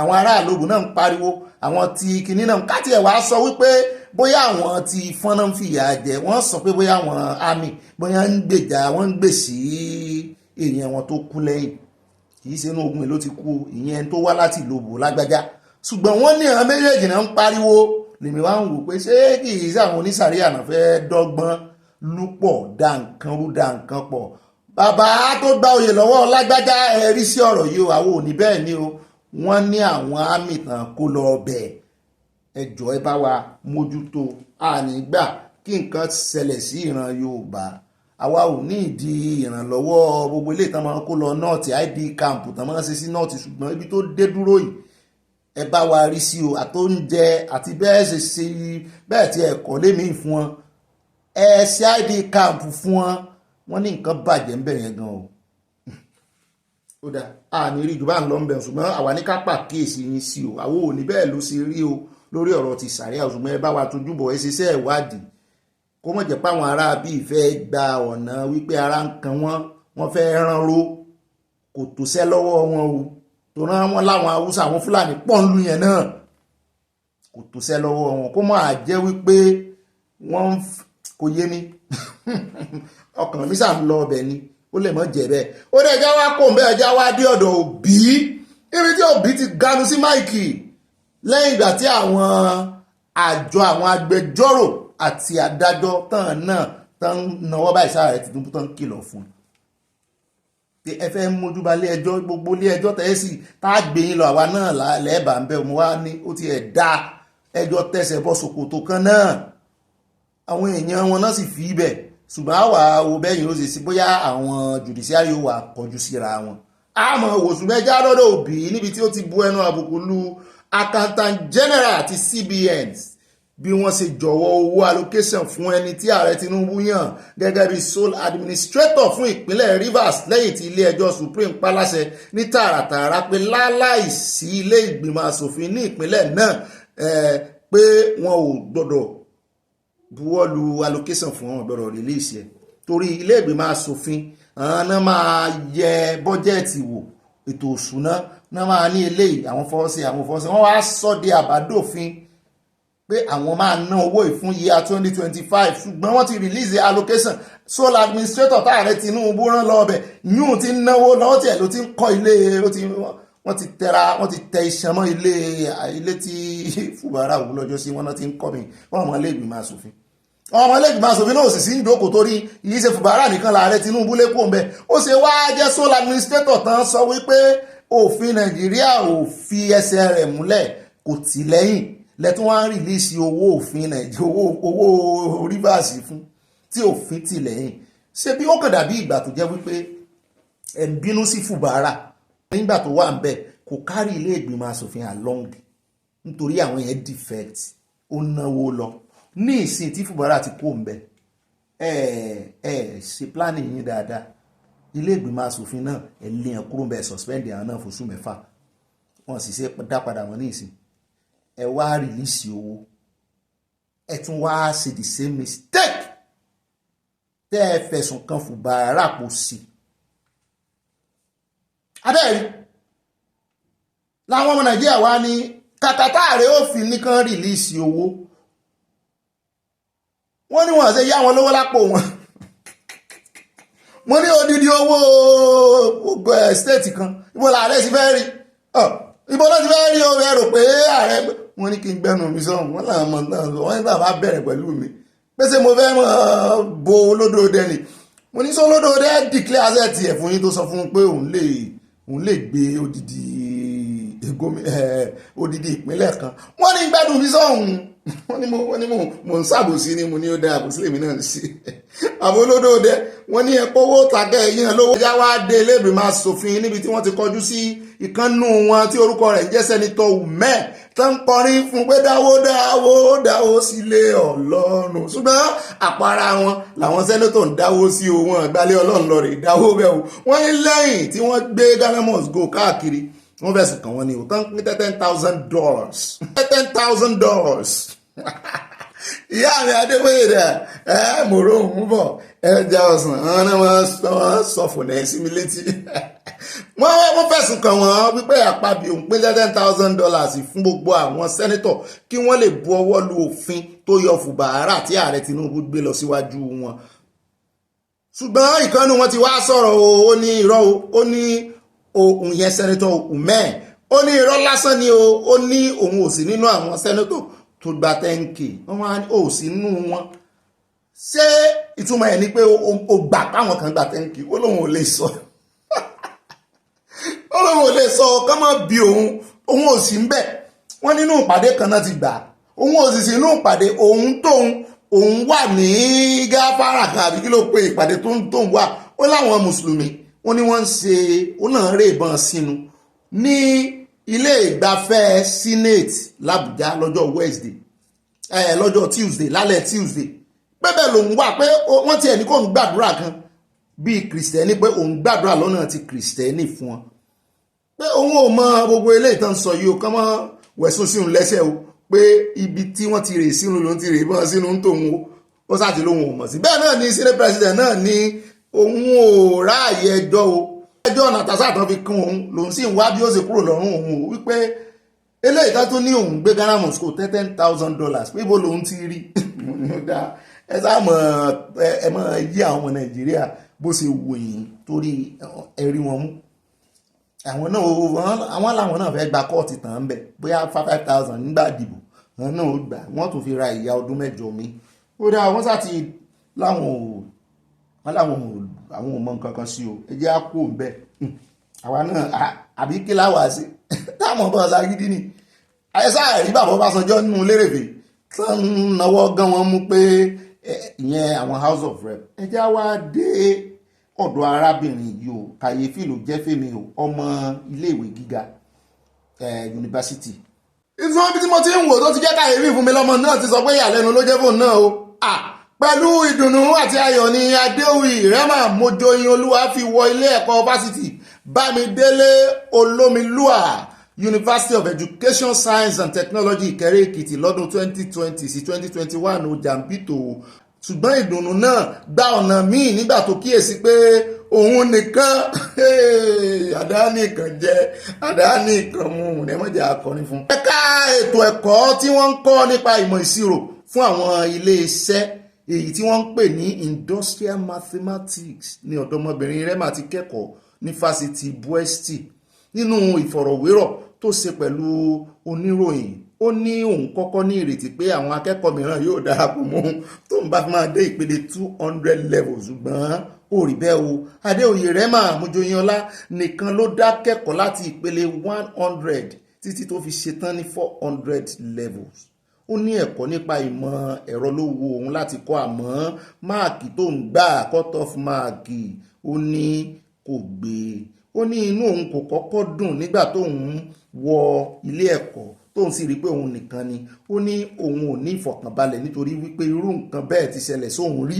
Adéoyè Rema ṣàlàyé pé òun nìkan ṣoṣo ni obìnrin láàrin àwọn akẹ́kọ̀ọ́ nígbà tóun wà ní ilé ẹ̀kọ́ girama school ṣùgbọ́n nígbà tóun máa tó fi dé yunifásitì kò tiẹ̀ wà sọ́kùnrin òun nìkan nínú kíláàsì òun àti lecturer ó lè díẹ̀ fún òun láti jẹ́ akẹ́kọ̀ọ́ kan ṣoṣo ní kíláàsì òun pàápàá tí ẹ̀kọ́ kò bá yí òun kò sí èèyàn kan tóun lè bí pé ẹ jẹ́ àjọ forí lórí fikùn lukùn ṣùgbọ́n báyìí o ẹni tó jẹ́ olórí ẹ̀ka ètò ẹ̀kọ́ Industrial Mathematics Emitayo Emmanuel sọ fún oníròyìn pé ìyàlẹ́nu ló jẹ́ fún ọ náà nígbà tán rí pé akẹ́kọ̀ọ́ kan ṣoṣo làwọn ọmọ ọkọ Ọ̀gbẹ́ni Emmanuel sọ pé ọ̀rọ̀ náà lágbára lásìkò kan débi pé Rema kò fẹ́ wá sí kíláàsì mọ́ nítorí ìrẹ̀wẹ̀sì ọkàn ó ní ṣùgbọ́n àwọn tó jẹ́ olùkọ́ rẹ̀ ló tún máa ń wá lọ sílé láti fà padà pẹ̀lú ìfẹ́ èyí ó ṣàlàyé pé àṣeyọrí rẹ̀ jẹ́ nǹkan ìdùnnú fún àwọn. bákan náà ló tún sọ pé ọ̀dọ́mọbìnrin náà kò hu ìwà ìbàjẹ́ tàbí èyí tó tako ti ọmọlúàbí títí tí ó fi kẹ́kọ̀ọ́ tán ẹ bá ń wáṣẹ́ fún òun nìkan ilé iṣẹ́ mélòó ló sì wà Nàìjíríà débi pé yòówá mọ̀ ṣe industrial kìíní yóò lọ lé ìborí ìsinmi. nínú èròǹgbà rẹ̀ fún ọjọ́ iwájú ó ní tí yóò bá fi tó ọdún 5 sí 10 sí àsìkò yìí ó máa wo òun ti ní ìwé ẹ̀rí ìpele kejì master degree àti PhD ọpọlọ ọmọ yìí yóò pè gan calculation ńlá akíkú oríire o ṣùgbọ́n kọ́lọ́run jẹ́ kí Nàìjíríà kó ríbi ti ṣiṣẹ́ ní Nàìjíríà inú làdúrà wa torí kò sí iṣẹ́ fáwọn èèyàn Nàìjíríà o. ó dá níbẹ̀ yìí eléyìí táwọn fi káde owó ìròyìn lẹ̀ lónìí òun náà ní ti Naira Marley lórí ọ̀rọ̀ ti Mohbad wọ́n ní Naira Marley ní kí ilé ẹjọ́ kòrónà ṣèwádìí ìyàwó Mohbad náà pé kí ló dé òun ò sáàsì ń bẹ̀ òun tán fi ẹ̀sùn kàn òun ò sì ń bẹ̀ lọ́jọ́ tí Mohbad pé kán ṣe ìwádìí tọ́rọ́lì ni kì í ṣe léètàn máa ní wọ́n ti gbọ̀rọ̀ lẹ́lẹ́nu ẹ̀ torí pé ó jẹ́yàwó ẹ̀ irọ́ o wọ́n ní gbogbo àwọn tó wà ń bẹ̀ lọ́jọ́ tí Mohbad kú wọ́n lára wọn mọ̀ Yomi Fabiyi náà sì ń pariwo kínní tipẹ́tipẹ́ Yomi Fabiyi ti ẹ̀ ṣe interview kan ẹni tó ṣe interview fún ó tún fún lọ́rùn ni pé kò yẹ kó sọ bẹ́ẹ̀ pé àmọ́ ní ṣe bóun ṣe interview fún yàn ni ó dẹ̀ tún àtáàkì ẹ̀. abálájọ tí àwa Yorùbá fi sọ pé èèyàn bá fa gbùrù ó fa igbó nígbà tó ti fa Naira Marley náà òun náà ń fa ìyàwó Mohbad wọ́n ní ọmọ onígbó ló sì pọ̀jù láàrin àwọn ọmọ yìí tó ń kọrin yìí kì í tiẹ̀ ṣe igbó la bí Naira Marley ariwo tí Yomi Fabiyi àtàwọn ọmọ Nàìjíríà yòókù tó ń parí tipẹ́tipẹ́ o wọ́n wá kọ́kọ́ waste time wọ́n lọ wọ́n rìnrìn ọmọ Israeli ìrìn àrè ń pọ́dún méjì lọ àbó ti lé tọmọ yìí ti filẹ̀ bóra wọn sì tí ì sín ẹsẹ̀ wa ń padà sẹ̀ sí àárọ̀ yìí káná ti gbọ́n tá a sọ ń gbà náà ni ebi wọn fẹ́ VDM náà jáde Naira Marley ò lẹ́jọ́ dá kò ní nǹkan kí ni kò sí ní mọ́ lẹ́jọ́ dá n tó mú ọ jẹ́ lówó royalties dòní wọ́n sì ní royalties náà ló fàjà kì í sì ṣòwò kékeré tó bá mọ̀ ti la owó lọ Nigeria singer Abdulaziz Fashola, also known as Nana Marley, òun ló sọ fún ilé ẹjọ́ wípé kan probe Ọmọwùmí, ìyàwó olóògbé Mohbad Ìlérí Olúwa, also known as Mohbad, àtàwọn mẹ́rìnlá míì tán wà ń bẹ̀ lọ́jọ́ tó kú láàrin 48 hours sí 72 hours, ìyẹn láàrin ọjọ́ kan sọ́jọ́ méjì tí Mohbad gbẹ́mìí mì. Bẹ́ẹ̀ náà ni lọ́ọ̀yà rẹ̀ Olúṣọlá Òkúwòbí, ó náà sọ lóun faramọ́. Mo ní wọ́n wà bí ẹ̀yin èèyàn mi náà sẹ́yìn náà faramọ́ ẹ gbọ́ kí wọ́n probe Wùmí náà, gbogbo interview ilé kókó kúrò ní interview kàn mú gẹ́gẹ́ bí accuse tán fura sí bọ́n sì fura sí Naira Marley. Só dùn mọ́ inú àbí torí kó jẹ́yàwó rẹ̀ kò lè ṣekú wa, kò lè mọ̀ sí ìlú èbò. Wọ́n ṣe probe àwọn yòókù náà ṣe probe wọn náà torí wọ́n fẹ́ mọ̀ ní òun ní ìyẹn tọ́wọ́ rẹ̀ bá mọ́ ọwọ́ rẹ̀ ó mọ̀ wọ́n sì filẹ̀ tá à ń sọ náà rè ogun tó lè lead sí ẹyẹbíwò wọ́n fẹ̀sùn kàn wọ́n náà pé tó ń bá kú kán mú ọ kí irú ìjàwó lẹ̀ jà àti ìmọ̀ irú àbúrò Mohbad yẹn náà sì òun náà kóró tẹnu gbogbo ń tán fi pamọ́. Àwọn ọlọ́pàá náà sì rèé kí ló wà nínú kẹwàá bí tí CCTV wà ẹni tó ra talé fún Mohbad wọ́n ní gbogbo CCTV storage CCTV ibẹ̀ yẹn wọ́n lójú kan ni kó wá jáde tó bá ṣẹlẹ̀ lọ́jọ́ náà. Kí ni yóò lè gbogbo àwọn tọ́rọ̀ kàn ẹ mọ̀ wulẹ̀ ṣe rí ẹjọ́ àwa tá a wà lórí ẹ̀rọ ayélujára gan-an àwọn adájọ́ ọ̀sọ́nú pọ̀ ọ̀pọ̀lọpọ̀ wọn da ẹjọ́ ìrú ṣùgbọ́n tá láwọn ọlọ́pàá náà ní iṣẹ́ ṣe gidi ni wọ́n ní rán gbogbo àwọn tí ń sọgbọ́ ìsọ yìí o àwọn náà ó tójú bọ ọ̀rọ̀ yẹn gidi gbogbo wọn sì ní fi ṣe sentiment ebi ilé ẹjọ́ kan náà ló kọ́kọ́ dájọ́ pé Naira Marley ò ní ẹjọ́ dá ó sì lè mọ́ lẹ́jọ́ dá gbogbo ẹ̀yìn àwọn tó bá lọ́rọ̀ bá kàn ní gbogbo wọn náà máa kò lẹ́jọ́ rò gbogbo wọn náà máa bi léèrè ọ̀rọ̀ tọ́wọ́ rẹ bá sì ti mọ́ tara rẹ mọ́ kò sí wàhálà àní rí jù bá lọ ẹ̀yìn èèyàn wa lónìí ẹ mọ̀ bá gbàdúrà kan rí àwọn ẹlẹ́wọ̀n tó sá lọ ń kórí abẹ́ẹ̀ ní wọ́n fi sínú àdúrà àwọn àníríì jù báyìí lọ́nù ròyìn tòní oníyànṣẹ́ ọlọ́bẹ̀ṣẹ́ àtàfẹ́jẹ́ náà kọ́ ìbínú dúpẹ́ lọ́wọ́ gbogbo yín tẹ́ wá ẹ fààyè lẹ̀ present sir present mọ̀ èmi náà present àyà náà present ọlọ́run ó tún mú wa present lọ́la ọ̀sẹ̀ tuntun tá a wá wọ̀ yìí ọ̀sẹ̀ àlàáfíà ni ó jẹ́ fún ọ̀sẹ̀ ayọ̀ ọ̀sẹ̀ owó ọ̀sẹ̀ ọlá láṣẹ Ọlọ́run Èdùmàrè àní gbọ́bi síra wa o báyẹ̀ bá pín kó kálukú kápò ẹ̀ mọ́ bá tọ́tọ́rí àwọn olólùfẹ́ yín títí láti pàdé lọ́la ìbá ìròyìn náà ní ibà gbọ́n débẹ̀ ìbá yẹn nàná ìgbín náà níbọ̀ pàpà parada àyà parada ó dà ọ̀gá rẹ̀ parada ó dà ayé ẹ̀ lè pè mí ní ibà kanjú abẹ́ ń kú èmi náà ní ibà lẹ̀ jẹ́lì ibà rìpọ̀tẹ́lì gbogbo ń tẹ́ gbọ́ lónìí nínú ìròyìn ìpàdé ọlọ́mọ orílẹ̀-èdè kí ni ó rìpọ̀tẹ́lì and allegedly àbúrò ìpàdé lọ́la aláṣẹ Ọlọ́run Èdùmàrè yìí bá kéde fún Yorùbá Nation káfàtà náà ni